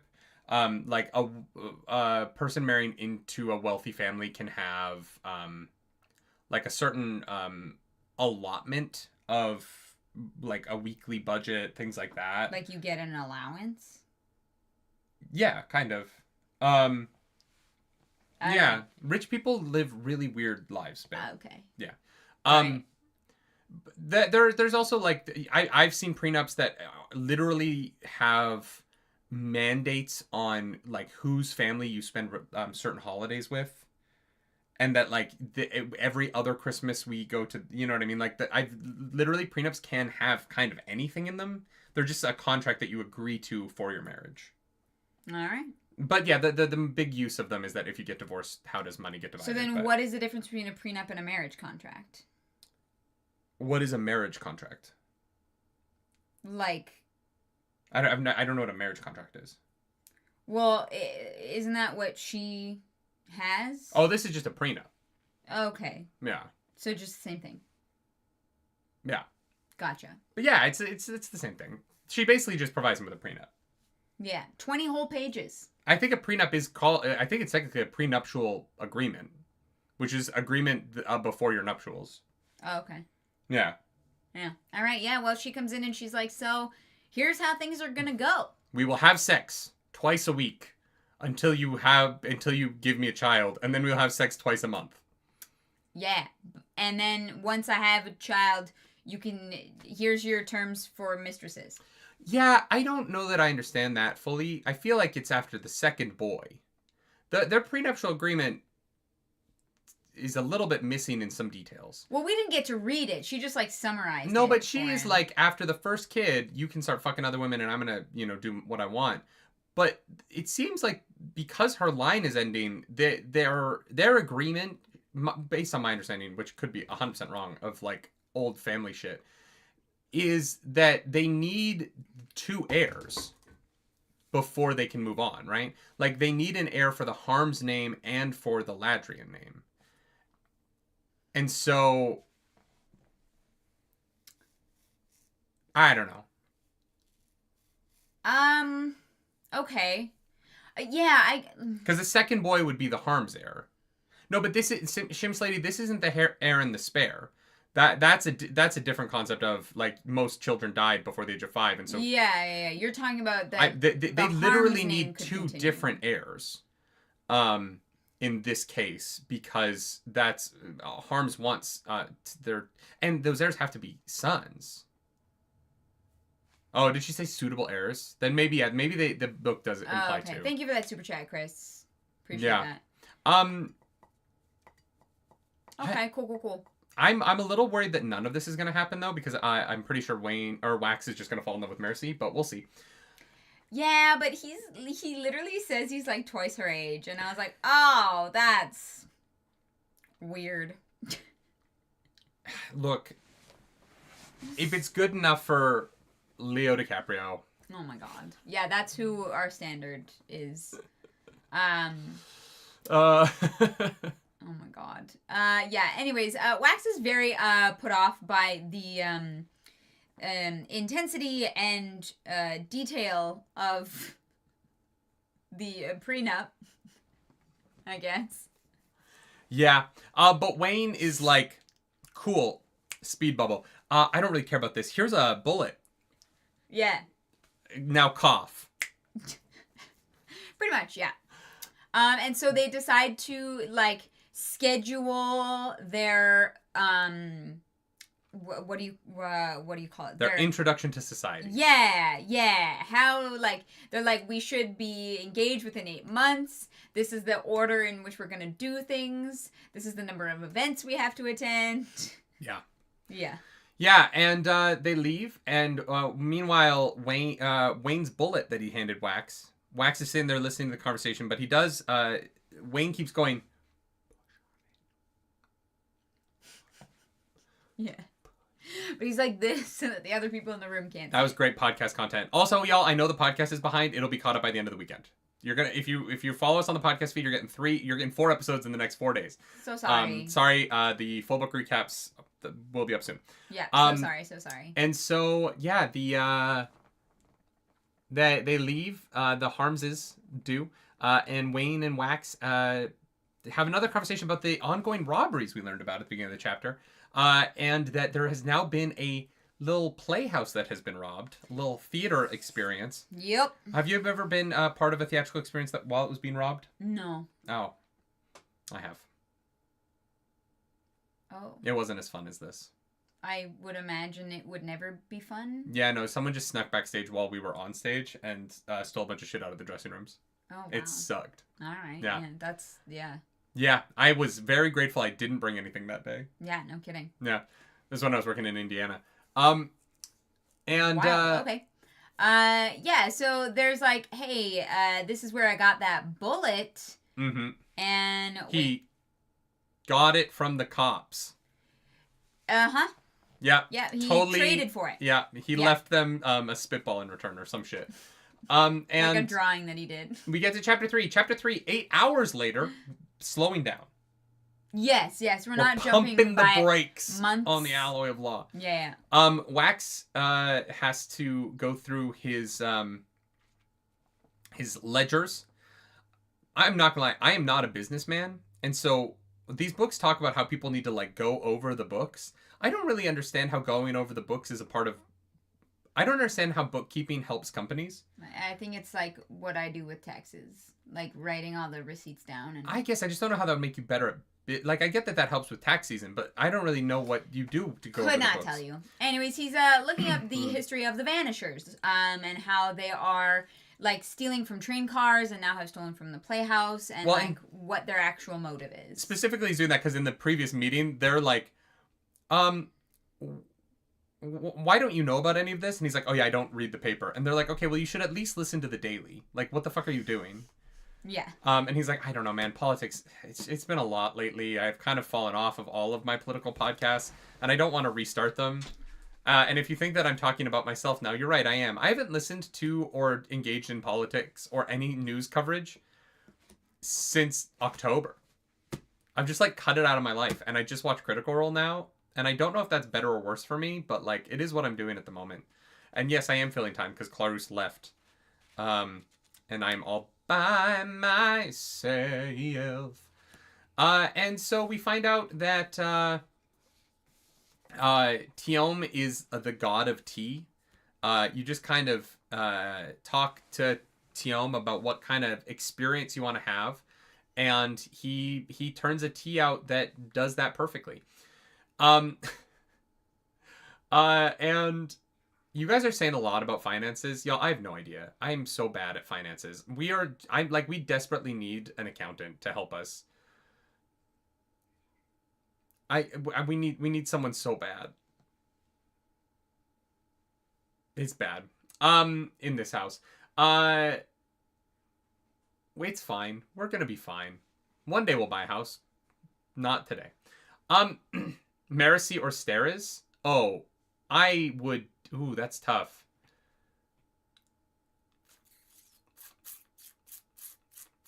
The older one? Neither. Aren't they both like 20? I'd probably be attracted to Steris. more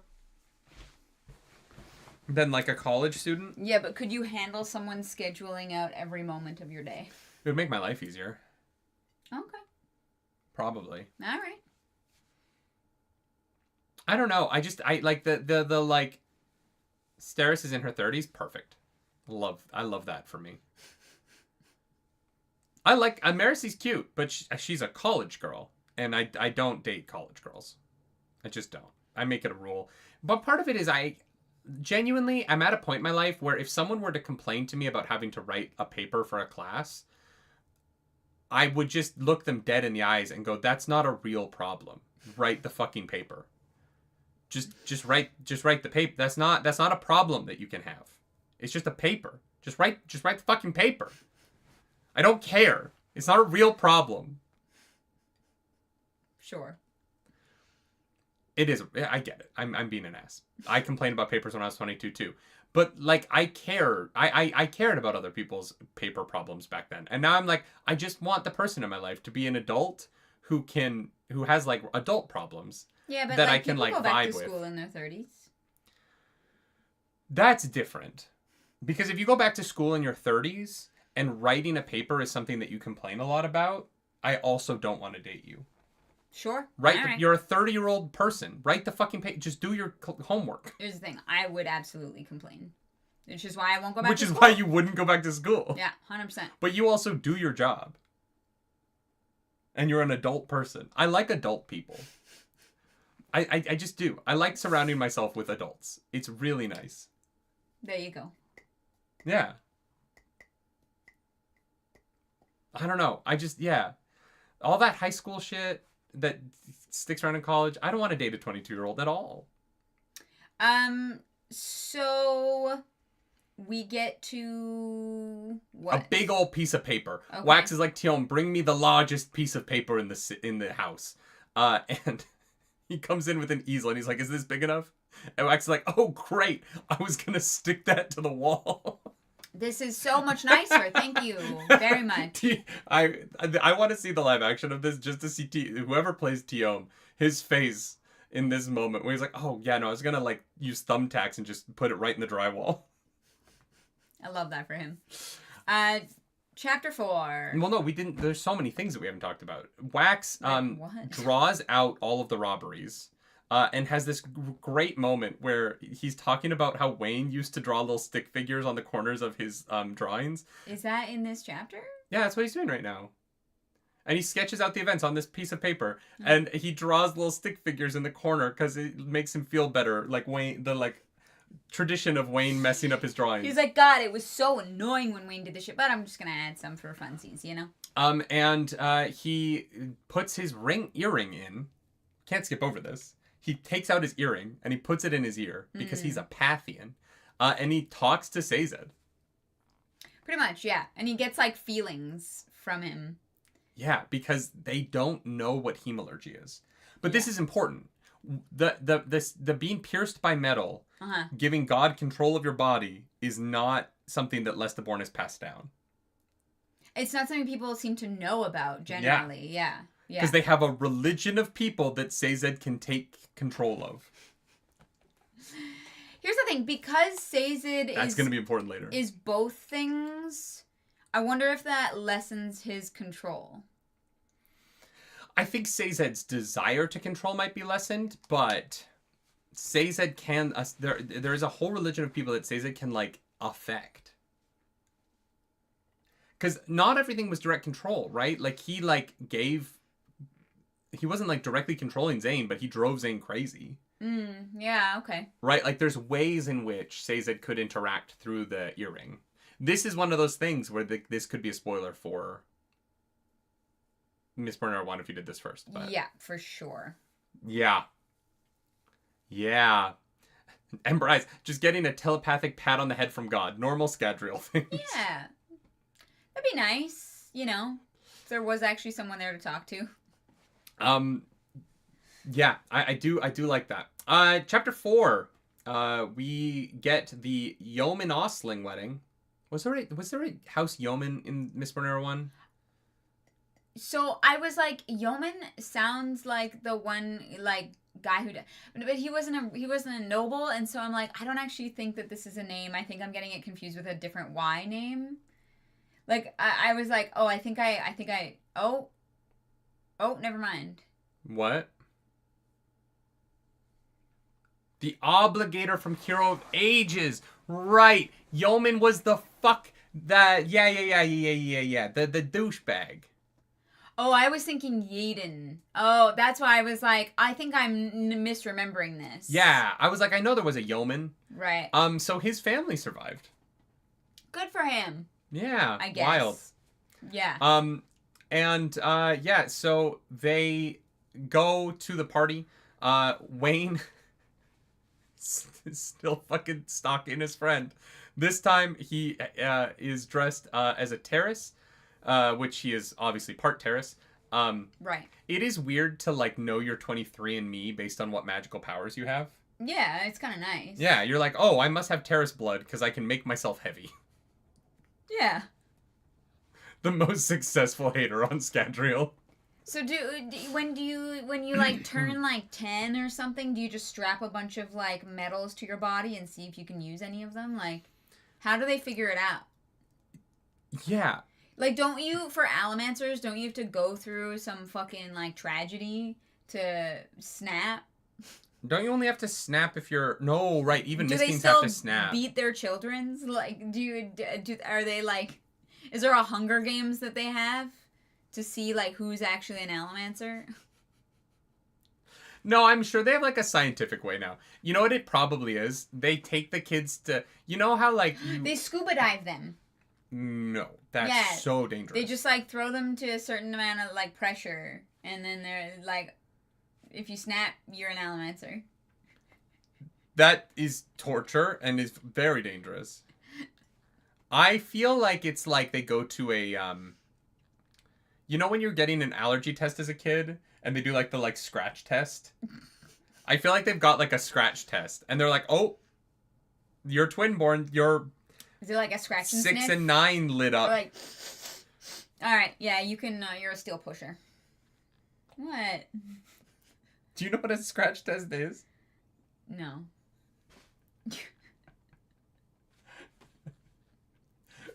I went with scratch and sniff. Can you imagine?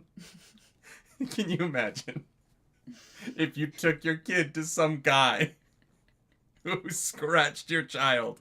And then sniffed them, and then went, oh, he's got superpowers. Hey, religions are weird, man. I can tell by the smell. I don't know. I'm just saying. Okay. Oh, butter chicken. Yeah, he can slow down time. You never know. Oh, spruce. Weirder shit has happened. Okay. Oh, peppermint. If he touches his nose, he can go down a chimney. All right, Kris Kringle. Yeah, religions are weird. I don't know what to tell you. That's so funny. Garen, thank you for that super chat. The bride, Michelle, is actually... that is one of the worst fantasy... Just call her Michelle. No, at that point, it's Michael, right? Michelle is actually one of the founders of the 17th Shard Forum, and Josh, her husband. Wait, like in real life? What is the 17th... Oh, that must be... That's a place we're not allowed to go. Yeah. That's on the list of websites I'm not allowed to... That's her actual name? Wow, you're an asshole. No, I'm not. Her parents are just fucking... Don't... If you're gonna give your child a normal name, spell it normally. Okay, but what if it's not a normal name? What if it's like a cultural name that you just don't know about? I mean, maybe there's a culture that has the name Shell. Yeah, maybe there is. How would you know?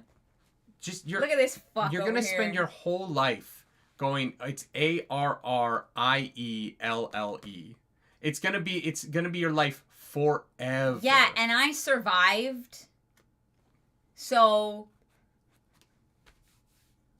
Jesus Guys, Christ. I'm not being open. I'm literally just shitting on my wife right now. And poor Michelle too. God damn. Jesus Christ. If I meet her, I will apologize. I promise. You better. Yeah, they're at a wedding, and the terrace servant who is waiting on their table turns out to be, guess who? Wayne. This motherfucker. Yeah. What? Wayne is their server. Yeah, he's Terrace. Yeah. Yeah. And so they eat. Steris goes to the bathroom. Steris gets upset because right. Wax is making jokes about shooting off a dog's balls. Wax she leaves. Wax starts playing the smut corner from the Nerdy Wordy Book Club, and much like 15% of our audience, she leaves. Yeah, she's like, I'm gonna come back. Maybe you guys can grow the fuck up. Anyways, while she's gone, Wax and Marcy are like having a great time. Wax is like, you're not actually that shy, are you? And she's like, oh, ha ha ha, how did you know? I'm so bad at that. I'm actually in school for law and order, and we study you in school. So like, this is like meeting a celebrity. So hi, you're really cool. I feel like Brandon Sanderson modeled all of this interaction after people who come up to his table. Yeah, maybe. He's like, I'm going to turn all of the people who are fans of me and are awkward at my table into a character in my book. Because Brandon Sanderson's like, I'm just a dude. Because she keeps being like, you're a fucking legend. Yeah. What about the time that you did this thing? And he's like, I did that, yeah. Definitely wasn't aiming for that, but hey, sometimes you just get lucky. I will say this. If you are being attacked by a dog, and you don't want to kill the dog, but you're trying to shoot the dog, aim for like a foot or like a leg. It's just, the balls are real small. Like that is and Depends honestly, on the dog. They're swanging. Depends on the dog. I guess. I don't know. I just feel like going straight for the balls is. Well, he wasn't. Well, no, he was going for, right. That's it. Yeah. Yeah. Anyways, they're having a grand old time. They're having a fun conversation where Wax is telling about his exploits. Oh no, he was aiming for the tail and hit the balls. No, he was aiming for the balls and hit the tail, right? Because she says you shot a tail off a dog. Right. Yeah. He's a marksman. Probably not as difficult for him. Guys, marksman, shooting dog balls while the dog is biting you. I don't care how good a shot you are. That's not easy. Yeah, that's rough, man. He was going for a line ender shot. Oh my god. Oh, anyways, doggy. Oh, doggy. Wayne is like, hey, buddy, old pal, old friend, old guy, did you bring your guns today? Because, what do you think's about to happen? Suddenly, the Vanishers show up. He's like, yeah, it's weird. Like, the theater where all the rich people were got robbed.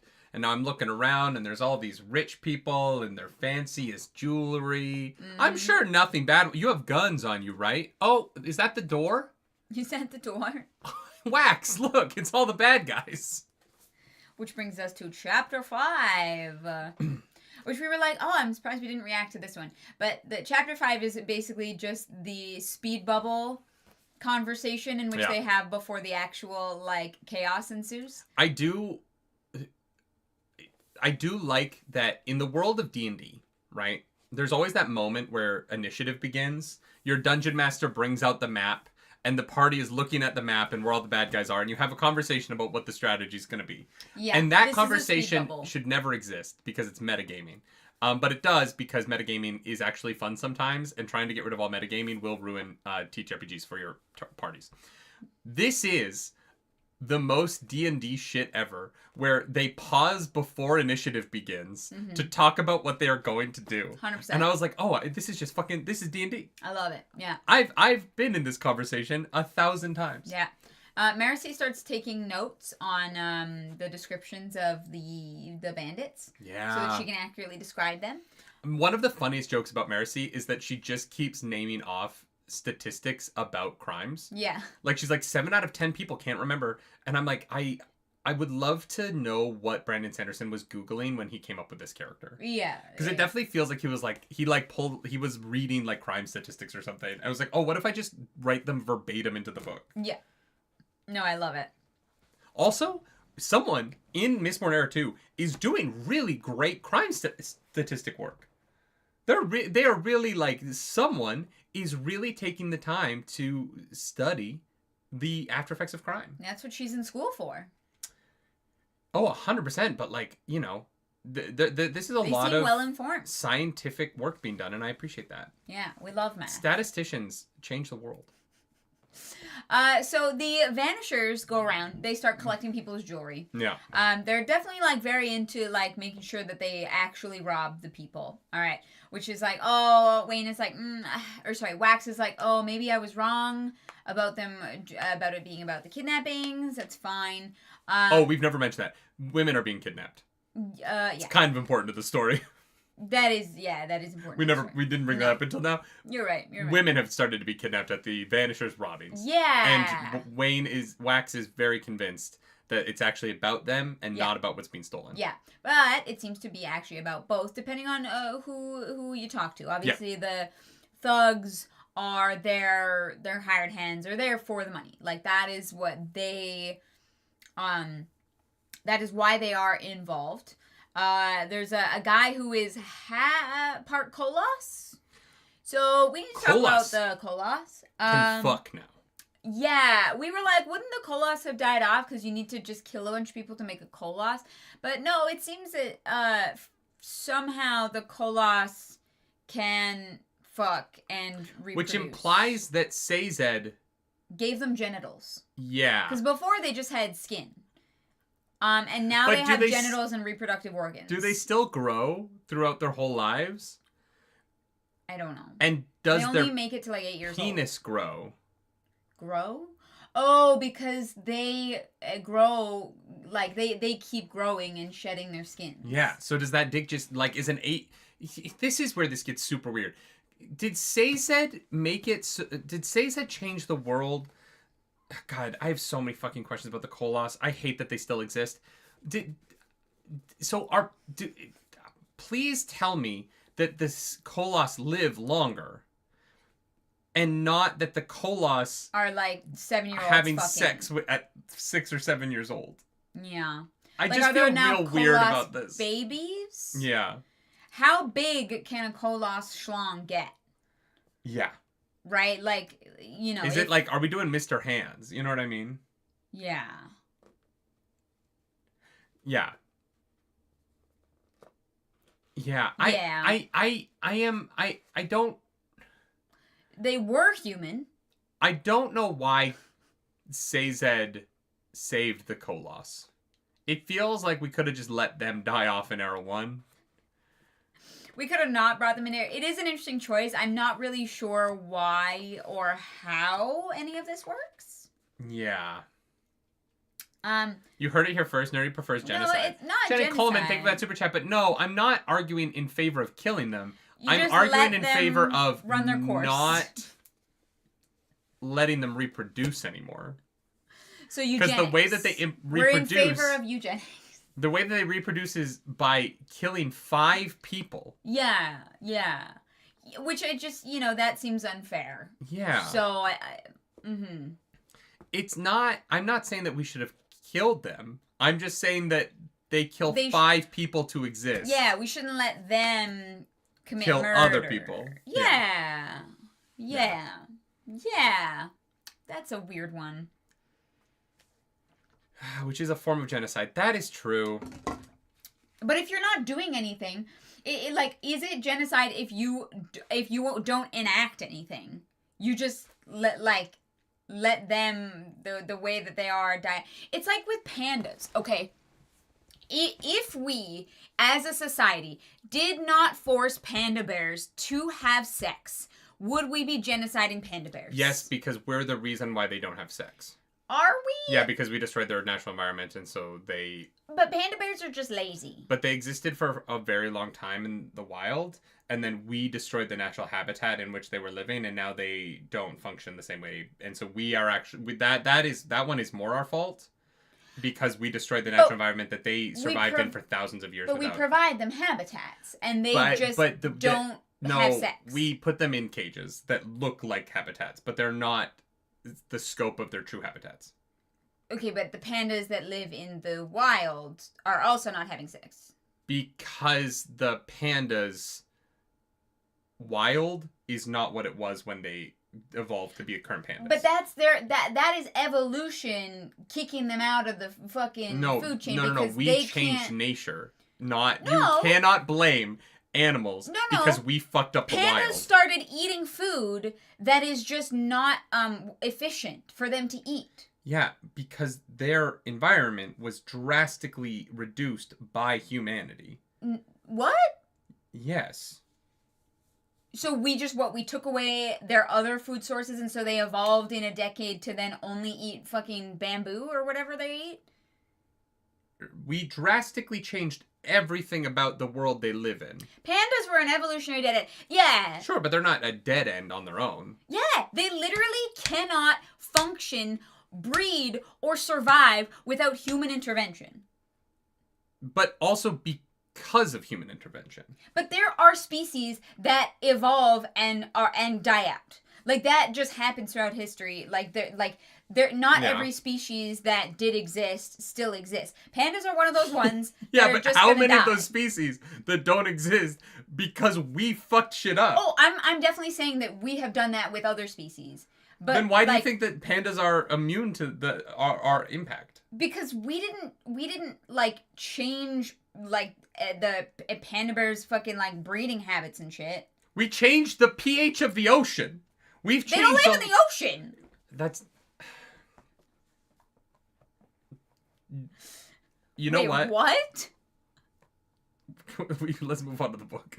Embers, is that real? What are we doing?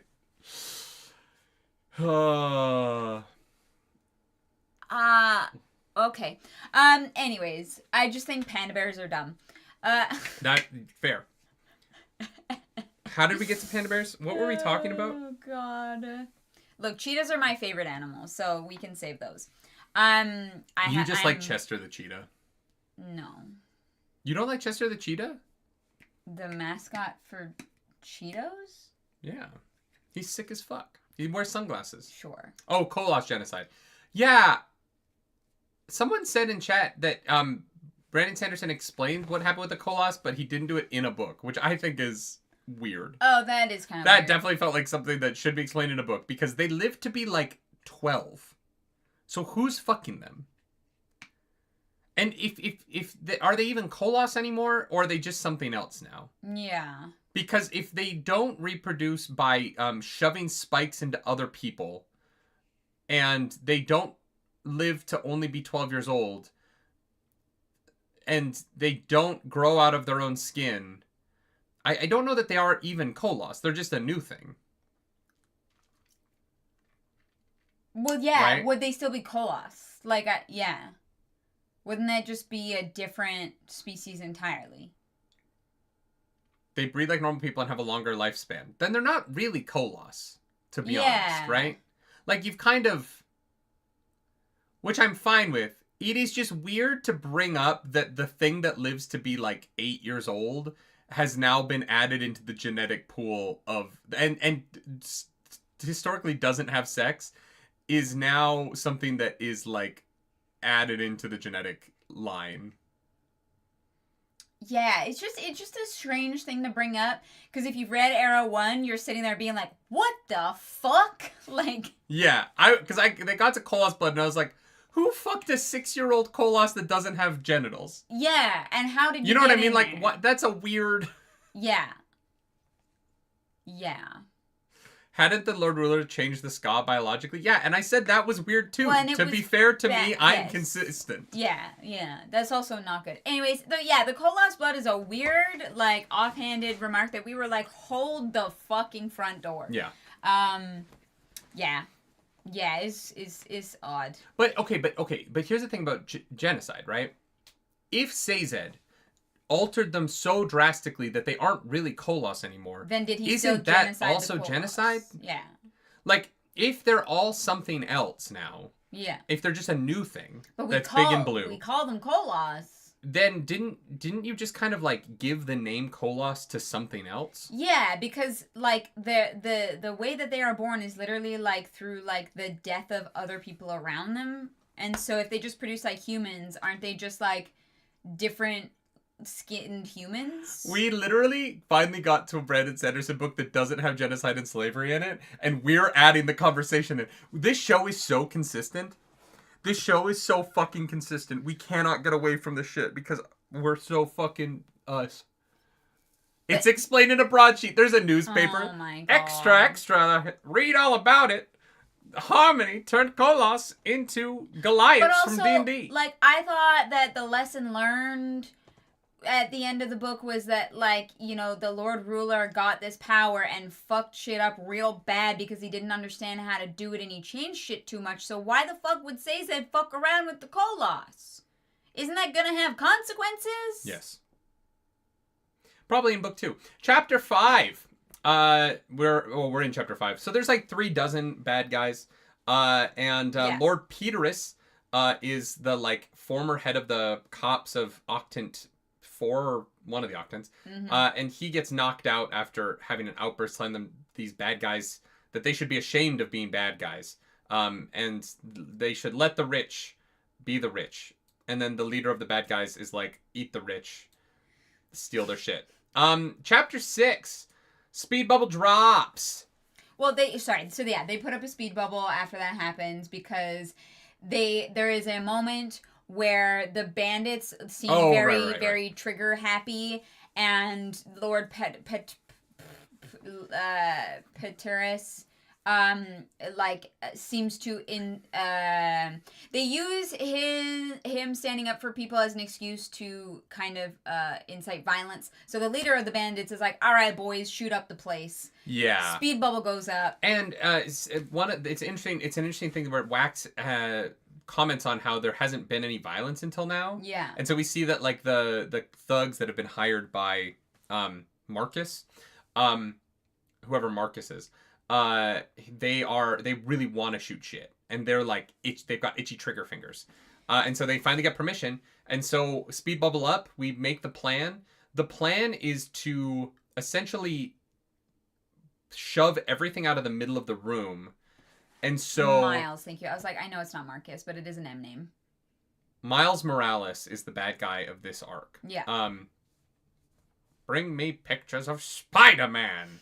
I need them for my broadsheets. Oh, if J. Jonah Jameson was a character in this, I want fucking Wax and Wayne to go meet J. Jonah Jameson. And for Wayne to put on a mustache and just be like making fun of him the whole time. No, he dresses up as Spider-Man and they get pictures of him. But then he dresses up as Spider-Man, uses speed bubble to sneak into J. Jonah Jameson's room, and then pulls the mask off, and underneath he has a disguise as J. Jonah Jameson. Oh my God. He's just fucking with him. It's Batman versus Spider-Man. And so, he is kind of, Wax is sort of Batman. Yeah. A little bit. Mm-hmm. Miles is Latin for soldier. Marcus is Latin and refers to god of soldiers, Mars. Oh, so you were actually way closer than I thought. Damn, that's weird. So plan is get everybody out of the way, try not to let anybody get killed.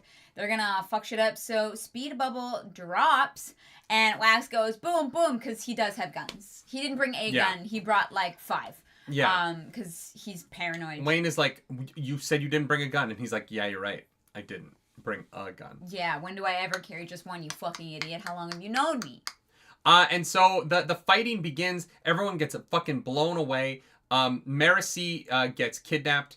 Steris also gets kidnapped. Steris is already out of the room when this happens. There's a lot of little things that happen. She gets kidnapped from the bathroom, yeah. Yeah. And so Wayne gets on a table, and then when Wax does his big, like, blow-up moment at the beginning of the fight, like he's the Black Panther and his suit has taken a lot of concussion. I hate kinetic energy or whatever it is. It's my least favorite thing they added in the Black Panther movies. Sure. I don't like, my suit is so invincible that I actually can use the hits that I take as my weapon. Don't like it. It's Give just your like characters Armor of weaknesses. Agathis. I don't know. Yeah, but they essentially made the Black Panther like invincible, and like the only person that can fight Black Panther is Black Panther, which is great in the first Black Panther movie, but then later on is like, he's just yeah. I don't like all of the nanotech in the MCU. I think they've kind of like made it's weird. Sure. Go back to real costumes. Anyway, not the point. So then when Wax blows up around him and shoves all the metal away, Wayne rides a table into a dude. As soon as he hits that dude, immediately pops up a speed bubble and fights is like literally like 1v1 me over and over and over again. Pretty much. Yeah. Yeah. And I love the idea of like, I'm gonna fight everybody one at a time. Yeah. You do what you gotta do, but you do it real fast, okay? Which is great. So Wax goes to rescue Marcy. Yeah. God, I keep like second guessing her name. I don't know why. Because she's closer than Steris is. Obviously. Great, sir. Thank you for that super chat. As I reread these with y'all, every time we start a new book, I'm just reminded of how good Brandon is at writing action. 1000%. Absolutely. Definitely one of, like, I think it's the thing he writes the best. Yeah. One of his major strengths. Yeah. Yeah, 100%. Anyways, Wax is able... Sorry, pardon me. To rescue Marcy, even though there's a moment where it's like she's kind of held hostage in a similar way to like Leslie was, and Wax is like, but then Marcy struggles because she gets it right. She's like, Marcy cranks that fucking. She studied law and crime enough to know to struggle, and that she knows because she is a hostage that for some reason she's important, even though she can't understand why, so they won't kill her. Yeah. Very smart lady, okay. So he takes Marcy to safety, gives her he grabs her and then like pushes up into the air and then they float up to the balcony. Yeah, he saves her. Yeah, and so on the balcony, he gives her a rifle. And then he jumps back down to keep fighting. We get a moment where he looks across the room, assuming that Wayne is fine. And Wayne is not fine. Wayne pops out of a speed bubble on the ground. And so he shoots that guy who hurt Wayne. And then he's running across to help Wayne out. And Wax ends up in a little bit of danger. Trying to help his friend. Yeah. Who's gonna be fine. He wasn't shot in the head. And what happens? Marcy pops that motherfucker. She knows how to shoot a gun. Because she is on the award-winning women's shooting club at university. Yeah, I think she is an Allomancer for sure. She's very adamant that Steris is not an Allomancer. And he never asks. He never asks about her, yeah. It is so pointed that Wax never asks if she's an Allomancer. Like, every time he's like, Steris is an Allomancer, right? She's like, yes, she is not. Steris cannot be an Allomancer. Yeah. And I know she's not. For reasons. Yeah. Don't worry about it. Ooh. Is Marcy a... What's the one where you can detect other Allomancers? Or you can detect Allomancy? No, wait. Seeker? Is that what they called them? That is what it's Seeker, called, yeah. but I can't remember what metal it is. Bronze. It you were right. I was right. Marcy being a Seeker would be really interesting. Yeah, but I feel like her shooting the gun so well kind of implies that she is also a steel pusher. Or an iron puller. No, because bullets wouldn't be iron, would they? No, wait, it's any... I don't know that would help her shoot better. To aim a bullet? Yeah, we've seen Wax push bullets harder, but to aim a gun... I don't think that you can push. I don't think you can change the direction of a bullet. Maybe if they start curving bullets like fucking Wanted, I am so in. It's dumb and it shouldn't be possible, but I am beyond in. If we start curving bullets around pillars and shit in this series, I will jizz my jeans. You know what I mean? Here's the thing. I will say if we're under the impression that Marcy is an Allomancer. Mm-hmm. I think the one that she definitely is not is a soother. Because she would have been able to... no, they fucking wear tinfoil hats. They literally wear I love that they wear tinfoil hats. It's so funny. Yeah. Aiming Tin-Eye would probably be the best for accuracy. The problem is I don't... That's... Okay, that's fair. But here's the thing. Like, being a Tin-Eye allows you to see further than other people... It's not going to make you more accurate with a rifle at the distance she's shooting in this room. Maybe. You know what I mean? Like, having better sight... Aluminum foil is tinfoil. We just call it... Yeah. you guys know aluminum foil is, the unit of tin foil is aluminum in our world, right? Yeah. We just call it tin foil. Yes, Yeah. modern tinfoil. Yeah. It's still called tinfoil, but it's made out of aluminum. Yeah, that's just what it's called. No one. I mean, actually, that's not true. Some people do call it aluminum foil, but that's just way too many. Yeah. It used to be made of actual tin. Yeah, that's why we call it tinfoil, but we don't. Yeah. No, but she is. Yeah, here. But my point is, a tin eye. Wear a hat that's foil lined. A tin eye with like a sniper across a certain distance, it would help you with accuracy just based on what you can see. But within like a ballroom, like you don't need to have better eyesight to shoot accurately at 50 paces. I guess, yeah. Like you would have better accuracy than someone who doesn't have 20/20 vision, but like the distance something would have to be away in order for you needing better eyesight to be a better shot I feel like it would have to be pretty far. Yeah. I don't know. I just think she's a good shot because she is in a shooting club and practices. Yeah. I don't think she has like magical shooting powers at this distance. Yeah. You know, it's just if she was like, I don't know how I did that, I'd be like, oh, that's magic. Yeah. But she's literally like, yeah, I practice I'm in a competitive. No, that's fair. She shows up and is like, I'm in one of the like best shooting clubs in the whole city, and I practice all the time with my friends. Yeah. But I definitely do think she's some kind of Allomancer. You know what I weirdly think would actually be the best thing for being an accurate shot? Pewter? Oh, yeah. To stabilize. Yeah. Yeah, because you would stabilize the recoil the most. Yeah. That would probably be the number one thing. Out of all of them? And the pewter, one of the noticeable things that pewter did to Vin over time was it made her so in control of her body that she became more graceful. Yeah. And so I feel like... If you're one of those people where your hand shakes, then pewter would help. Yeah.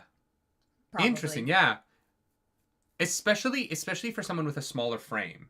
Mm-hmm. Shooting like a heavier gauge weapon. Yeah, like a rifle. Yeah. Maybe Marcy's a pewter arm. That would be fun. Yeah, right? Because you know what would be the best part about it? Wait, you know what would be the best combo? Marcy is like, she's 5'6", looks small, but is a pewter arm. Very strong.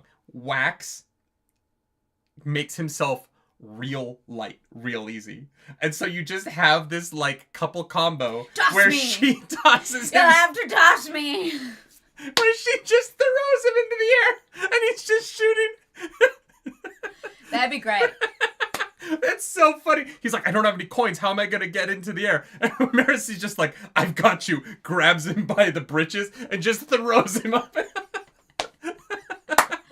That'd be pretty great. People like, this like tiny, thin woman is just throwing this full-grown man 80 feet into the air. Yeah, absolutely. I love it. I'm out all about it. Absolutely. Oh my god, I love that. That is so funny. Oh. Incredible. Fastball special Hulk Wolverine style. I'm so into it. Yeah. I love that that's a combo move in Marvel Rivals. I need to play Marvel Rivals. I know, I want to play it too. Yeah. We should honestly just throw it on the PS5s upstairs and sit and play. Yeah, nice. Anyway, so they win Marcy, the fight. And they do not save Steris. Yeah. Steris gets stolen away in what seems to kind of be maybe a speed bubble because they get away real fast. Like, there's no sign of them. And so it does feel like something But you can't move a speed bubble, so that wouldn't... Unless you have someone who's, like, real powerful and it's a really big bubble. But the bubble would be equal in all directions, so that would have affected the room. Yeah. Also, Miles goes down and... Then gets back up again, because you're never going to keep him down. Also, the Kolos guy gets away with Wayne's hat, and he's really upset We also know that Miles is the most dangerous of combinations of Twinborn. Yeah. Which I'm going to assume is, like, pewter arm and...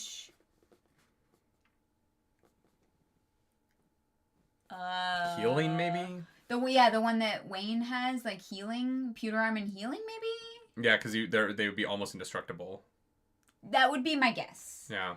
Yeah, if we're making predictions, I'm gonna guess, he's a pewter arm and healer. Oh my god, I'm just picturing like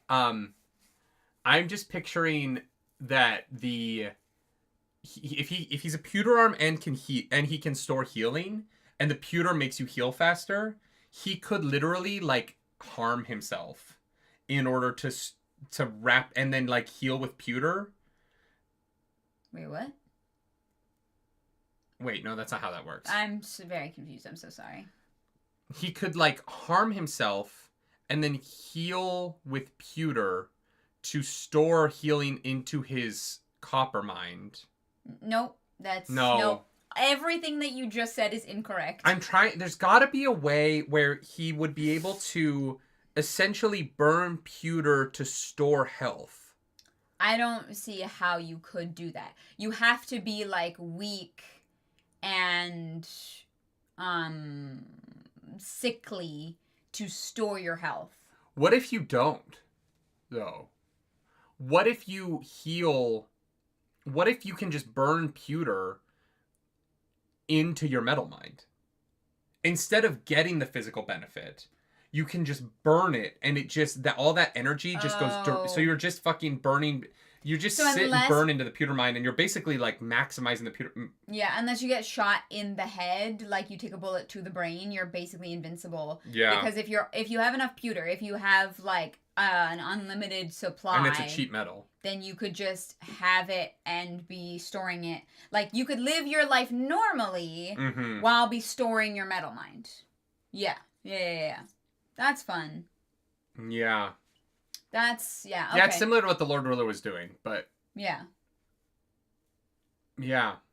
But with only 2 of the abilities, whereas the Lord Ruler was doing it with a bunch of things. Yeah, Lord Ruler had everything. So I think if Miles has like a very powerful deadly combination, that one makes sense. Unless he is an ATM.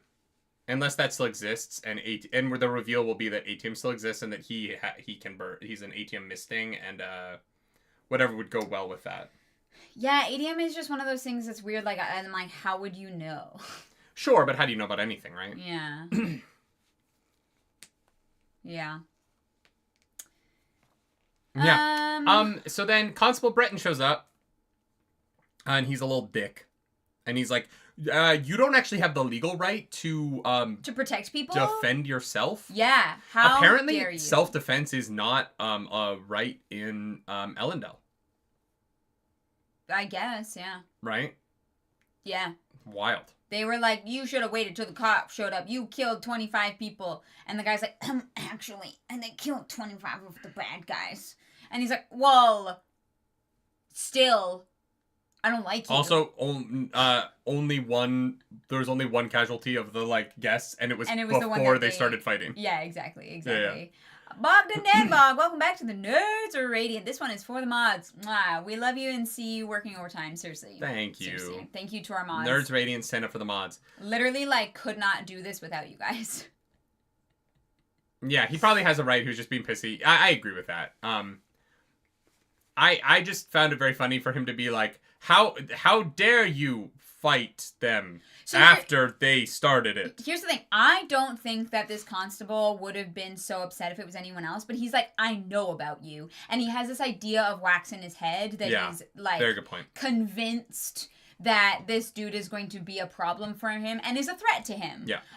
You know, his livelihood and his job in a way, but also to like potentially innocent people, because he probably has this idea of how it works in the roughs and that people get injured in like like that innocents get hurt. Oh, 100%. Right. And so this guy is just like a prime example of someone who is being very judgmental about a person because of the idea of them that they think that they have in their head. And so yeah, he sucks. I get why he sucks. It makes sense. He doesn't suck just for the sake of sucking. But I get it. It's such a good moment though when they come in and they're like, well, actually, there wasn't like this guy didn't cause any civilian deaths. That's how many of the baddies he took out, which is probably more than what the constables would have been able to take out even if they had been there earlier, which they're not. They arrived just a little bit too late, just a wee bit. Luckily, Wayne trades for one of the aluminum guns that the bandits were using and gives it to Wax. So aluminum cannot be affected by the push-pull of coin shots and I can't remember what they're called. Iron pullers? I don't know. Can't remember that one. So having the aluminum bullets that can't be affected, Lurcher, thank you, and then a gun that is made out of aluminum, which is something that has never been seen before, because apparently that wouldn't work for some reason. You have to mix it with. I'm assuming like aluminum is like too weak to be a gun or something. There are reasons. It's not a particularly strong metal. It's also so fun that like its value is so expanded, right? Because aluminum in our world is so cheap. Yeah, whereas it's like the most expensive metal for these people. It's more expensive than gold. Yeah, which is crazy. And like, aluminum is it's such an interesting thing. Like aluminum as a bullet is it's such a soft metal to turn into, Yeah. And so just the way in which the magical abilities so drastically change the economics of the metal is really cool. Yeah. The aluminum gun is like a puzzle because they had to have come up with a way to make it less flimsy, I'm assuming, but also it's so expensive that amount of metal to make the thing is like you're holding a fortune in your hands. Well, and also the interesting thing about the aluminum in the book is that the alloys of aluminum, if you make an alloy, you don't necessarily keep the anti-magic properties. And so they had to find the exact right alloy. So there's someone doing a lot of metallurgy in the background of these bad guys. And the thing that saves Wax's life in this is funny, is that the thugs, who are clearly not motivated by the goals of their leaders, they're clearly motivated by money, don't have their aluminum bullets loaded because they're holding them back to sell them later. And so they have to be reminded to load their aluminum guns once the coin shot's in the room, and it all just goes to hell from there. I liked that bit a lot. Yeah, for sure. Yeah. So he gets that aluminum gun, which will be very important. Yeah. Chapter 7, we get a Marcy POV, which is fun. Yeah. Linus, thank you so much for that super chat. Aluminum in our world was incredibly rare. We just figured out how to manufacture it, which is why it's so common now. Oh, interesting. Yeah. So I'm assuming they don't have the ability to manufacture aluminum. I wonder, though, when aluminum was rarer, did we have as much use for it? Or did we come up with all the uses for aluminum because it became plentiful? Yeah. I'm not saying aluminium, Chris Pilkington. Does not naturally exist in our world. It's always aluminum oxide. Sure. I don't know what that means. Sure. That's very cool. All right. Nothing reminds me that our audience is smarter than we are than doing book club. Oh, yeah. Because I'm like, if you say so. Honestly, there's a lot of shit that I say about the world that I learned from y'all during book club that could be y'all just being like, they'll believe anything we fucking say. God, we would be so easy to troll. Idiots. Yeah. Mm-hmm.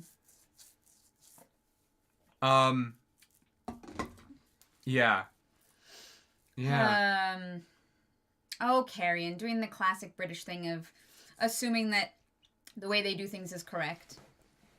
Aluminium just sounds dumb. Like, British people generally sound smarter than Americans when they talk because of their accent until they say aluminium. And then for the first time, a Brit will sound stupid.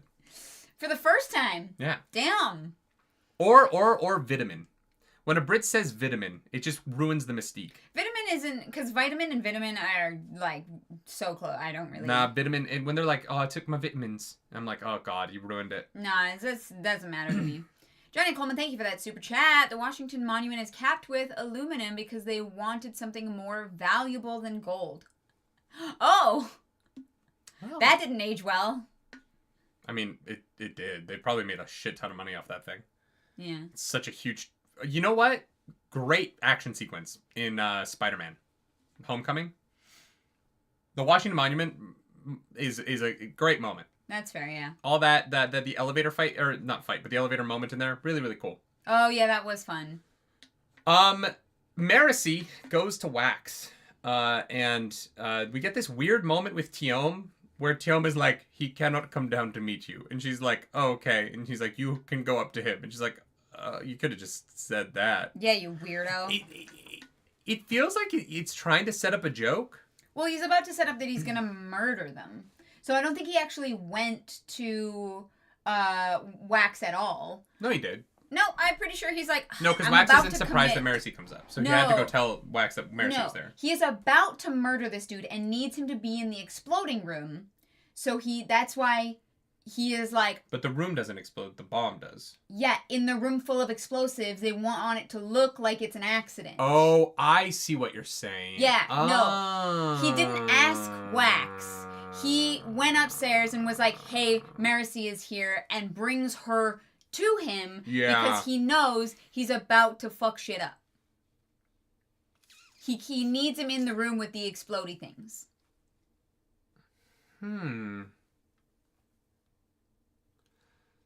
Huh. Right? Interesting. I like that a lot. I just assumed that he needs to be in that room, right? Yeah.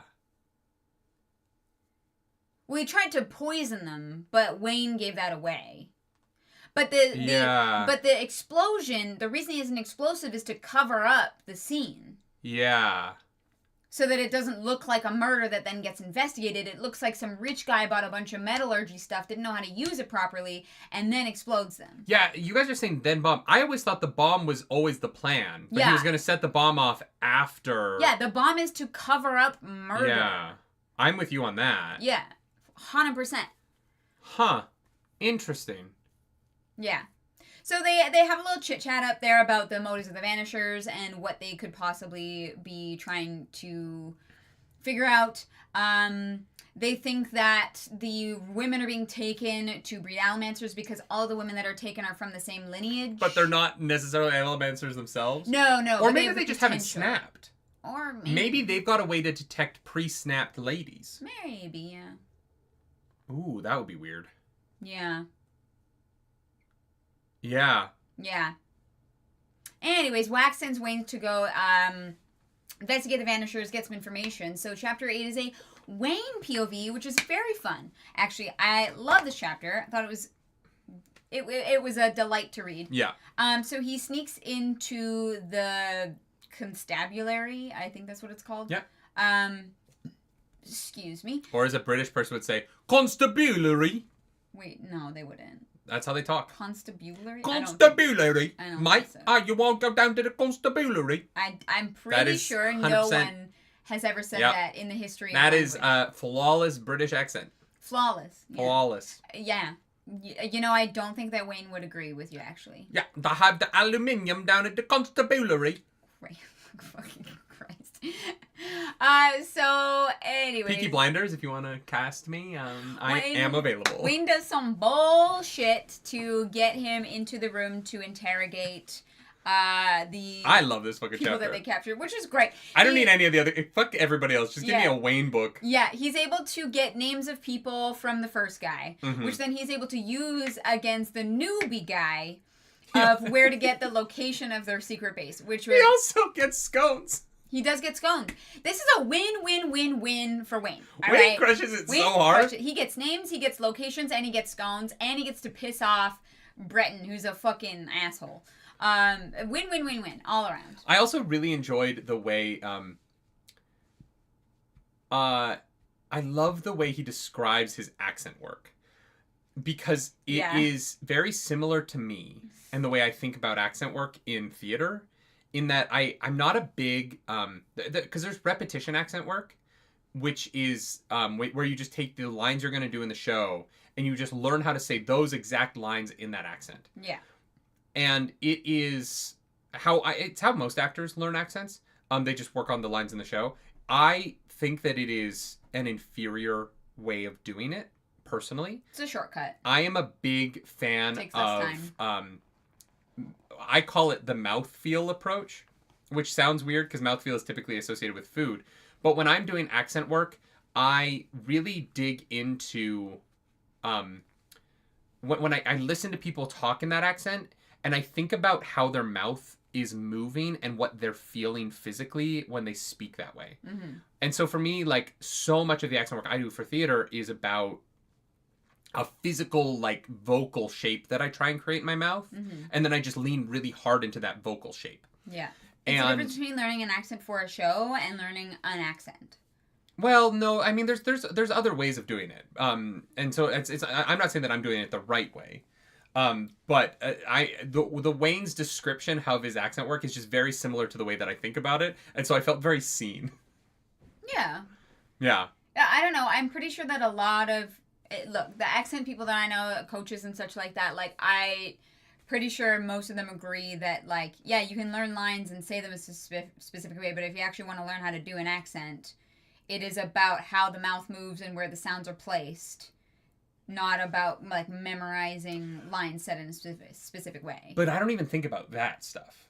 Like, some people are literally like, you have to, like, when you're saying this word, you have to move the... I don't think about that. I literally just go to, like, what is the feeling of that person's mouth to me? And then if I can just do that, then the accent just kind of comes out. Yeah, which is the same thing, just a different way of thinking about it. It's just a less technical version. Yeah. It's like being... It's like saying this person, like, lifts their soft palate more when they're speaking, and therefore, like, it feels different. Like, it achieves the same thing. It's just a way of defining it.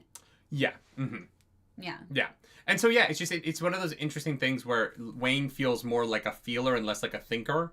And in a lot of ways I'm a thinker, but in accents I'm not. I feel like it's one of the few ways I'm a lot like Wayne. I'm not like Wayne in that I'm a big... I like fairness, and so I don't like his trading system, because it's not fair. He's not providing a recompense trade. He's just giving something in return. Yeah, there you go. Shadowling, thank you for that super chat. you. It has a lot of overlap with singing head voice. Yeah, it's true. It's probably why I come at it, the accents that way, is because I grew up singing and learning languages for songs so much about the feeling of singing them. Yeah. And, yeah. You get to chapter 9. He does get the information needed. And we get to the craziness of the finale of this week's reading. We're coming in under 3 hours. We're going to be fine. Crushed it. Let's go. Waxilium, Marcy, they're having a little conversation. It's a little flirt. It's a little feeling each other out. I mean, I think that Marcy is trying to flirt, and Waxilium is like, oh, this is weird. Logan says, Nerdy is just going around feeling people's mouths. You have no idea how true that is. With consent. Getting my tongue up in there. Yeah, with and other consent. things. Jesus Christ. We're almost at Smut Corner. My Smut Corner juices are starting to flow. It's coming! The baby's coming. So, yeah, we're chilling. We're having a little flirt. We're having a flirt. It is nerd flirting, where they're just kind of impressing each other with their intelligences. They're talking about things that they're, like, passionate about. And then Wayne comes in and is like, you like that woman, because you're into those, you're into the intelligent ladies who shoot good. He has a type. Yeah, he has a type. And he knows it. And here's the thing. He acknowledges that at one point in his life before Lessie, this combination of traits in a person would have him fucking sweating balls. But now he actually doesn't care. He barely pays it a thought. Let's pause book club for a moment. What do you mean by would have him sweating balls? You've never heard that expression before? Not in terms of being related to somebody. Related? Or, sorry, attracted to somebody. Well, like... I'm not like, oh my god, my balls. wife is so hot, I'm sweating balls. It's just an expression. Wait, actually, is that an expression? Sweating balls? Yeah. At least it was when we were in high school. Sweating bullets, I've heard. No, sweating balls. It's like just a shit that you'd say like when you're younger. When you're attracted to somebody? No, just when you get sweaty. And some people get sweaty when they're attracted to somebody. It's not that big of a leap. I think you're just trying to slow down book club. I'm not trying to slow down book club. I never would be like, God, God, she's so hot, I'm sweating balls. I would be like, yeah, like I worked out so hard yesterday, I was sweating balls. Like in high school, like my friends and I would just say that.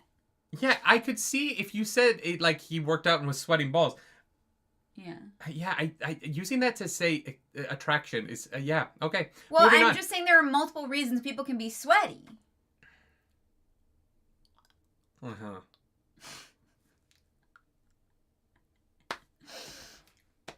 It didn't have to do specifically with the attraction. It was just that he is sweating. Mm-hmm. Sure. Anyway. Well, he's gonna be sweating for real soon because they're about to die. Wax comes in, and then Tiom makes them some tea. But Wayne comes in, sorry, and then Wayne steals the tea. He trades for it. And is like Wayne or oh God, their names. Their fucking name. This is Vax and Vex to me. Like I hate that. Yeah, it's too close. Yeah. Wayne is like, why didn't you get me a butler before? And Tiom is very offended, but probably not that offended because he knows he's about to kill them. when Wayne drinks that, he's gonna die. Yeah. So then Wayne is like, oh, this is poisoned, and then falls over. And Michael Kramer, in the audiobook, delivers this so good. Like, so good. It is a perfect audiobook performance. Yeah. I would nominate this moment to the audiobook awards for how to do audiobook narration. It was so good. It is fantastic work. Uh-huh. It's so good. And, so he falls, and all hell breaks loose. Suddenly, there's guns out. Suddenly, there's a speed bubble. And then, suddenly... Explosion. The basket blows up. Boom, speed bubble. And so in what is going to look sick in live action, this is actually live actionable. Oh yeah. Stormlight, I don't see it. This could be live action because this moment of them inside the speed bubble watching the explosion slowly rocket towards their face. Yeah. I mean, like, you know, we can do bullet time. You know what I mean? It's just something we're good at now. Thank you to the sisters. The Wachowski sisters for that. Wachowski. Yeah, that's right. God, this is cool. Oh yeah. It was great. And like, Marisy's just like freaking the fuck out, and they're like trying to be like, all right, so how do we? Oh, I can be heavy. And well, they come up with a lot of other ideas first. They're like, we're gonna go through the window, and then what if we like blow out the whole wall? What if we? They're like, not gonna happen. And then they land on.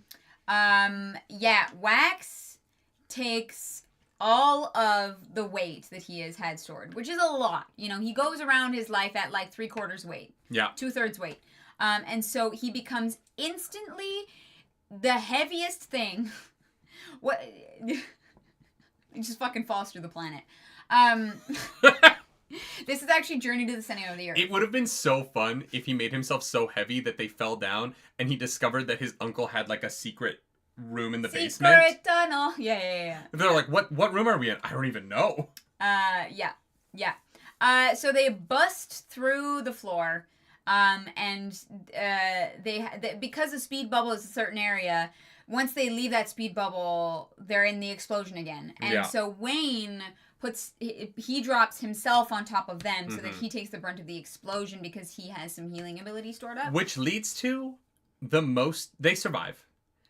And then Wayne is healing. Wait a second. If Wax turns himself into a black hole, then what you guys were trying to say earlier means that time would still be slow. No, don't. Babe. Let's not go there. He's not increasing gravity. He's increasing his mass. It's different. Sure. He's not increasing his mass enough to have enough gravity to be a black hole. Let's not... How do you know? How heavy is a black hole? Impossibly heavy. So heavy that it would destroy the Earth immediately. Well, I know that. Yeah. Let's not go down that hole now. We might be able to get this book club in under time. What if Sazed just made himself so heavy he became a black hole? I don't know that Sazed has mass anymore. I don't know. We don't know. And so Wayne survives. And barely.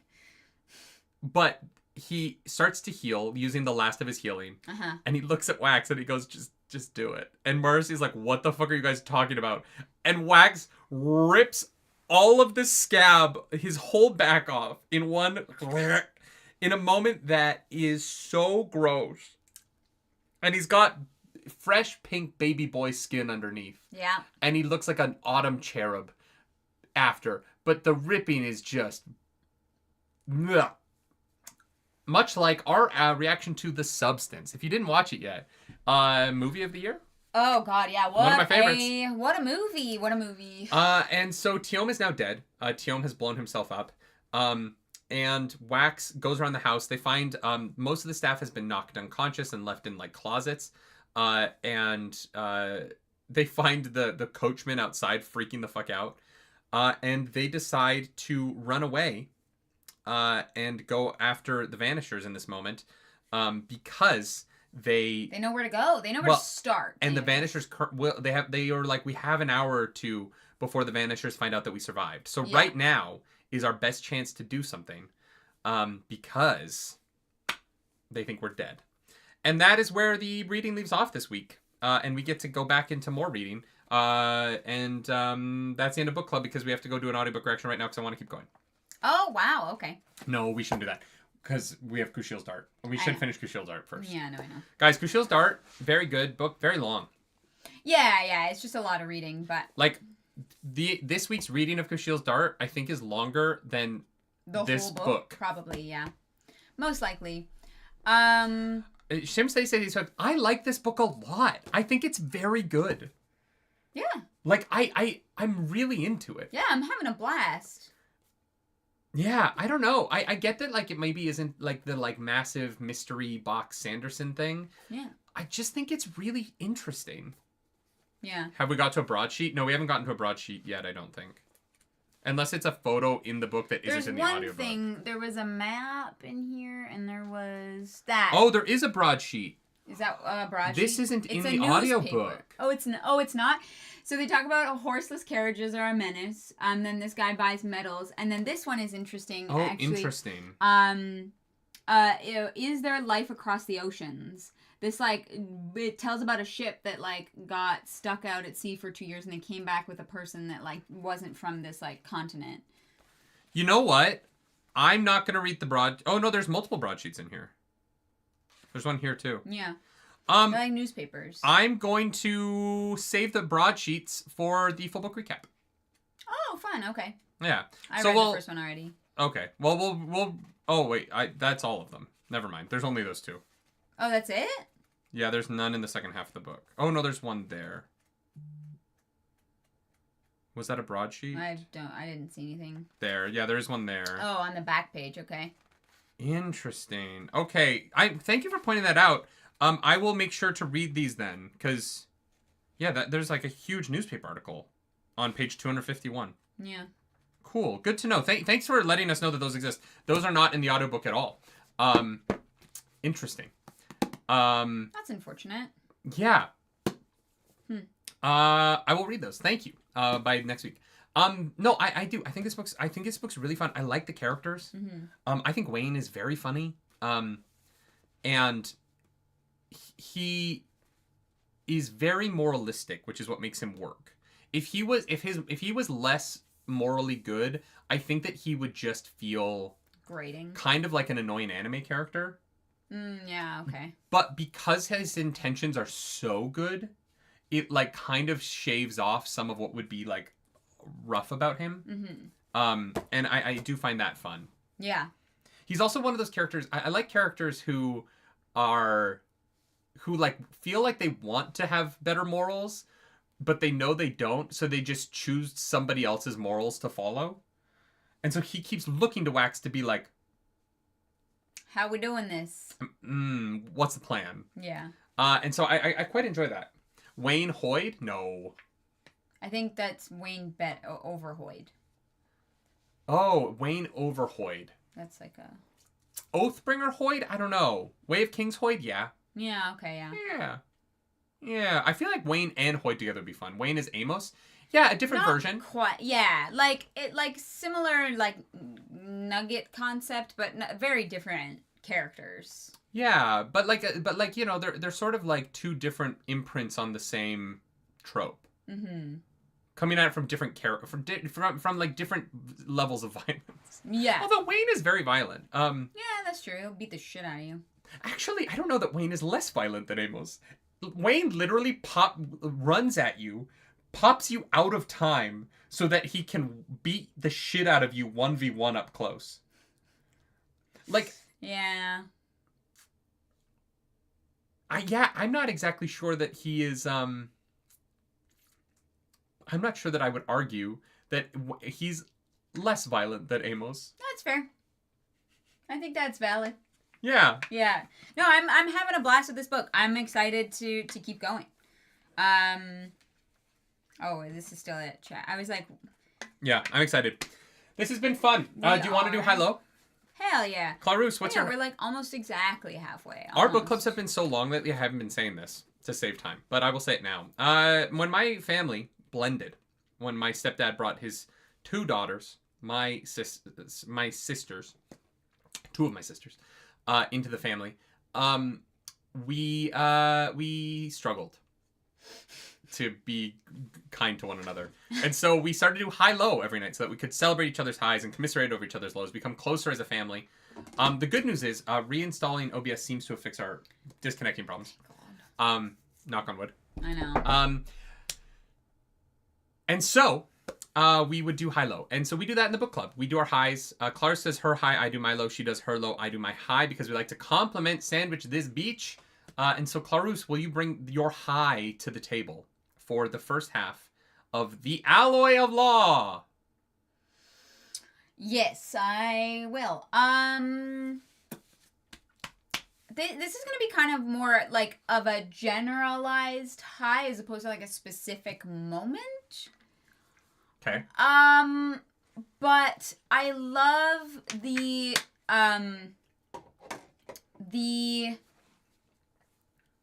I guess the right word would be pacing.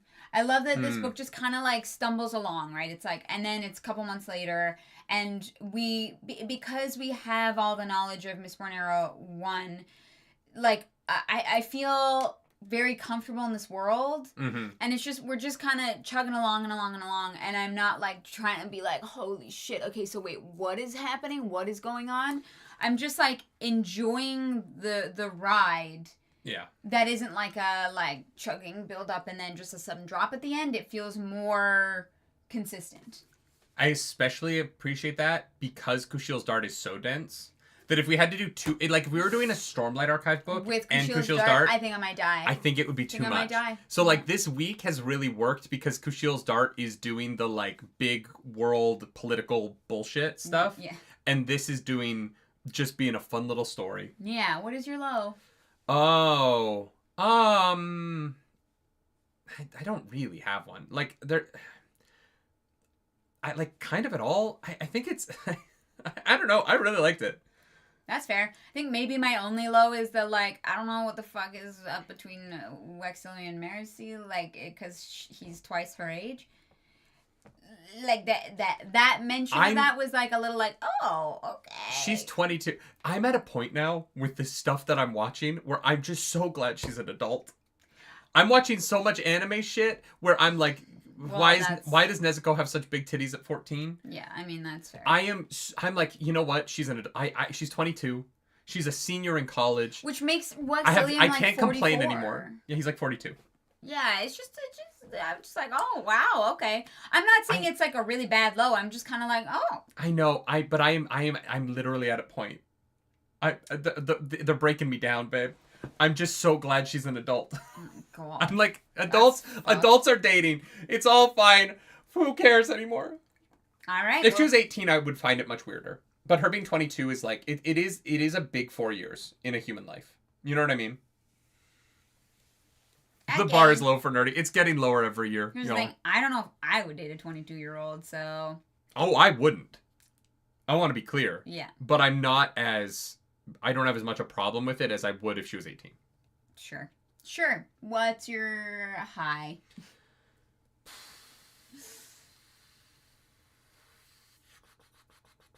It's so tough. I think there's a lot of really cool individual moments in this book. Yeah. this might be weird. I think my favorite moment in the reading is when he puts the earring in. And that like tie to Vin being this like religion and this way of prayer is by literally physically connecting to God in a way that I understand because the way that it ties to Era 1 and like builds the mythology of Era 2 into like this earring is I love it. I love the way it ties Era 1 to Era 2 and allows Seiza to be this like affirming presence in our main character's life. And that Seiza is taking on the role of Harmony in this way that is positive and is like a feeling in his heart. I don't know, that moment to me was the coolest use of the mythology of the Mistborn series so far in Era 2. Yeah, I love that. And I just, you know, the action was great, and there's so much about this book that I like so far. Like I said, I don't even have a low. Like, I just think this book works to me. And, I don't know, that it was just such a beautiful... I love the idea of a religion.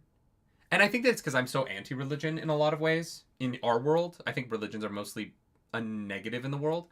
But the idea of a religion where there is a literal God that you could worship, and that God goes, don't worship me, just go be good. Yeah. Just go live. And 15 minutes a day, stop, and just ponder yourself.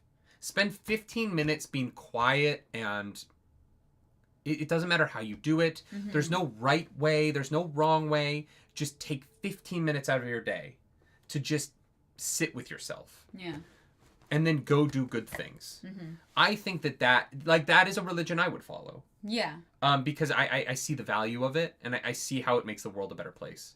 Yeah. In a way that a lot of our religions don't. And it was one of those moments where like this very fast book slowed down to say something I think rather profound about religion and how to be a better person. And I loved that. I thought it was excellent. Yeah. No, I'm thoroughly enjoying this book so far. Yeah. Yeah. Yeah. If you like the video, like, subscribe to the channel. If you don't, hit the dislike button. Leave mean comments down below because the algorithm god is hungry and we must feed her. This episode, that algorithm goddess is... Steris, man, I don't know. She got kidnapped to be bred. That sucks. Mine is going to be Michelle, because I am sorry. I made a comment about your name, and I spoke out of ignorance, and I'm an asshole. I apologize if you ever watch this. I meant nothing by it, other than your name is kind of like the fictional, like, names that we roll our eyes at in media sometimes, and I apologize publicly. If you want to follow us around the internet, you can. I'm at nerdynightly. I'm at Claris Polaris. As always... Sorry, I had to pop into a speed bubble for a second. Do something nerdy tonight. Let's Smut Corner. God damn it. You know there's... Oh, God. You just know there's some weird dude who pops speed bubbles so that he can jerk off in different places without getting caught. Oh, my God. And that's his whole thing, is like... He, like, jerks off in the speed bubble so that, like, no one sees him speed bubble. Yeah.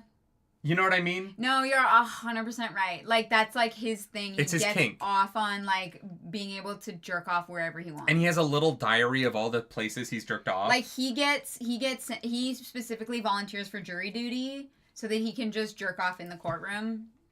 Yeah. It's gotta be a thing. Yeah. That is somebody's thing. And I doubt Sanderson will get into it, but you know that it exists in this world. Oh, 100%. Yeah. Absolutely. Yeah. Mm-hmm. Yeah. Mm-hmm. Wow. Yeah. The question is, can you hold a speed bubble long enough? I guess, like, if I really need to... Never mind.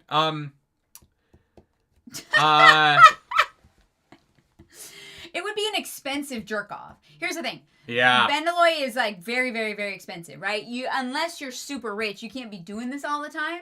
So if you're poor and that's your kink, well, I'm sorry. But damn. Chris Pilkington says, Commander, do you guys would use it to be able to have a quickie anywhere? Absolutely not. No. I'm somewhere uncomfy. No, I'm a big bed guy. Yeah. Maybe the shower. Like, there's a few places where it's, like, fun to have sex occasionally. But, like, But when people fuck on, like, kitchen counters, Yeah. I'm so bony that, like, I'm like, okay, well, I'm just, like, in pain then for several days because my spine is bruised. Like, that, you know, like, Also that's just- not fun. Yeah, here this is going to be maybe some TMI. I am too tall to line up with most women bent over. Right? Or men. You gotta work on your squats. You know what I mean? It's not really about that though. It's about like the comfortability of sex. Yeah. Like a quickie where you're like if I'm gonna do that, the girl needs like a stool that will raise her up if you. It's just a problem. Like quickies for me are not. They're difficult. Mm-hmm. Also, I don't really do quickies. I like foreplay. I'm not a big like let's just rush through it thing. Yeah, I know some people are. They're like, I just gotta fuck like right now, hard and fast for like 90 seconds, and like, you know, happy for you, but I don't really see the appeal of that. Arzu brings up high heels. That's a good point. High heels do help. No, I'm not unless they're platforms. No, they only you need can like stand 6 on your inches. tippy toes. You have to have platforms so that the tips of your toes are actually higher off the ground. High heels don't help unless they have a platform on them. That's true. Yeah. I'm just saying. RC King says humans have been around on Earth a lot longer than 10,000 years. Yes, but human like civilization is about 10,000 years old. And so I feel like you're way back at the beginning, RC King. So I'm gonna respond to you now. So when you get to this, you're like, holy shit. When I was saying that earlier, I was saying that like civilizations that last like 50,000 years in fantasy but never progress are weird to me. Anyway, back to Smut Corner. I definitely think there's so much potential in the speed bubble sex. That's the big thing. Yeah, it's just really expensive. Yeah, that's the downside. Here's the thing. I feel like it would be great if escorts and prostitutes had the ability to speed bubble, because you get some like rich guy who's like, I have no time in my day. I'm a busy man. So I have a meeting in about 20 minutes, but we're gonna make this last 2 hours. I'm gonna pay you for 2 hours. Okay. So that we can just have a good fucking time, but I'm not late for my meeting. You know what I mean? Interesting that it's specifically escorts and not like their wives, but yeah, okay. I mean, like, yeah, I just meant in terms of like payment for the Bendalloy. Oh, so you're saying so that you're saying so that be very profitable. Yeah. You know, you could raise those prices. Be like, okay, well, this is how much it is for the metal, and then this is how much it is for the services. It's gonna be expensive.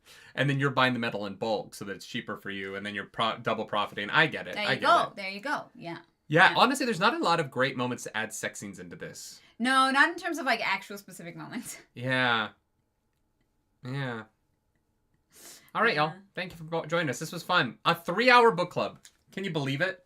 When was last time we did one of these? I don't know. If you want anything else, come back Sunday, because we're doing the first Smut Sunday. In 2 days. With a book that is not really smutty. But, God, it's good. If you're not reading Kashiel's Dart, you probably don't have time to finish it by Sunday. It's a lot. But get into it. Arzu's already on book 2! Yeah, that's Arzu. Bonkers. I don't understand Arzu's life at all. We do not deserve you. Yeah. That's insane. I think Arzu's on book 3. I think they're done book 2. Wait, what? Yeah, I literally think because I think they gave book 2 8 out of 10. Yeah. Damn. Depending on how this book ends, I don't think this book, I don't know where this book is going to fall, but it's going to be pretty high for me. If it can, if the consistency, if the quality is consistent, this book's going to be pretty high for me. Yeah, hell yeah. Do something nerdy night, y'all. See you Sunday. Bye. Bye. Triple book club.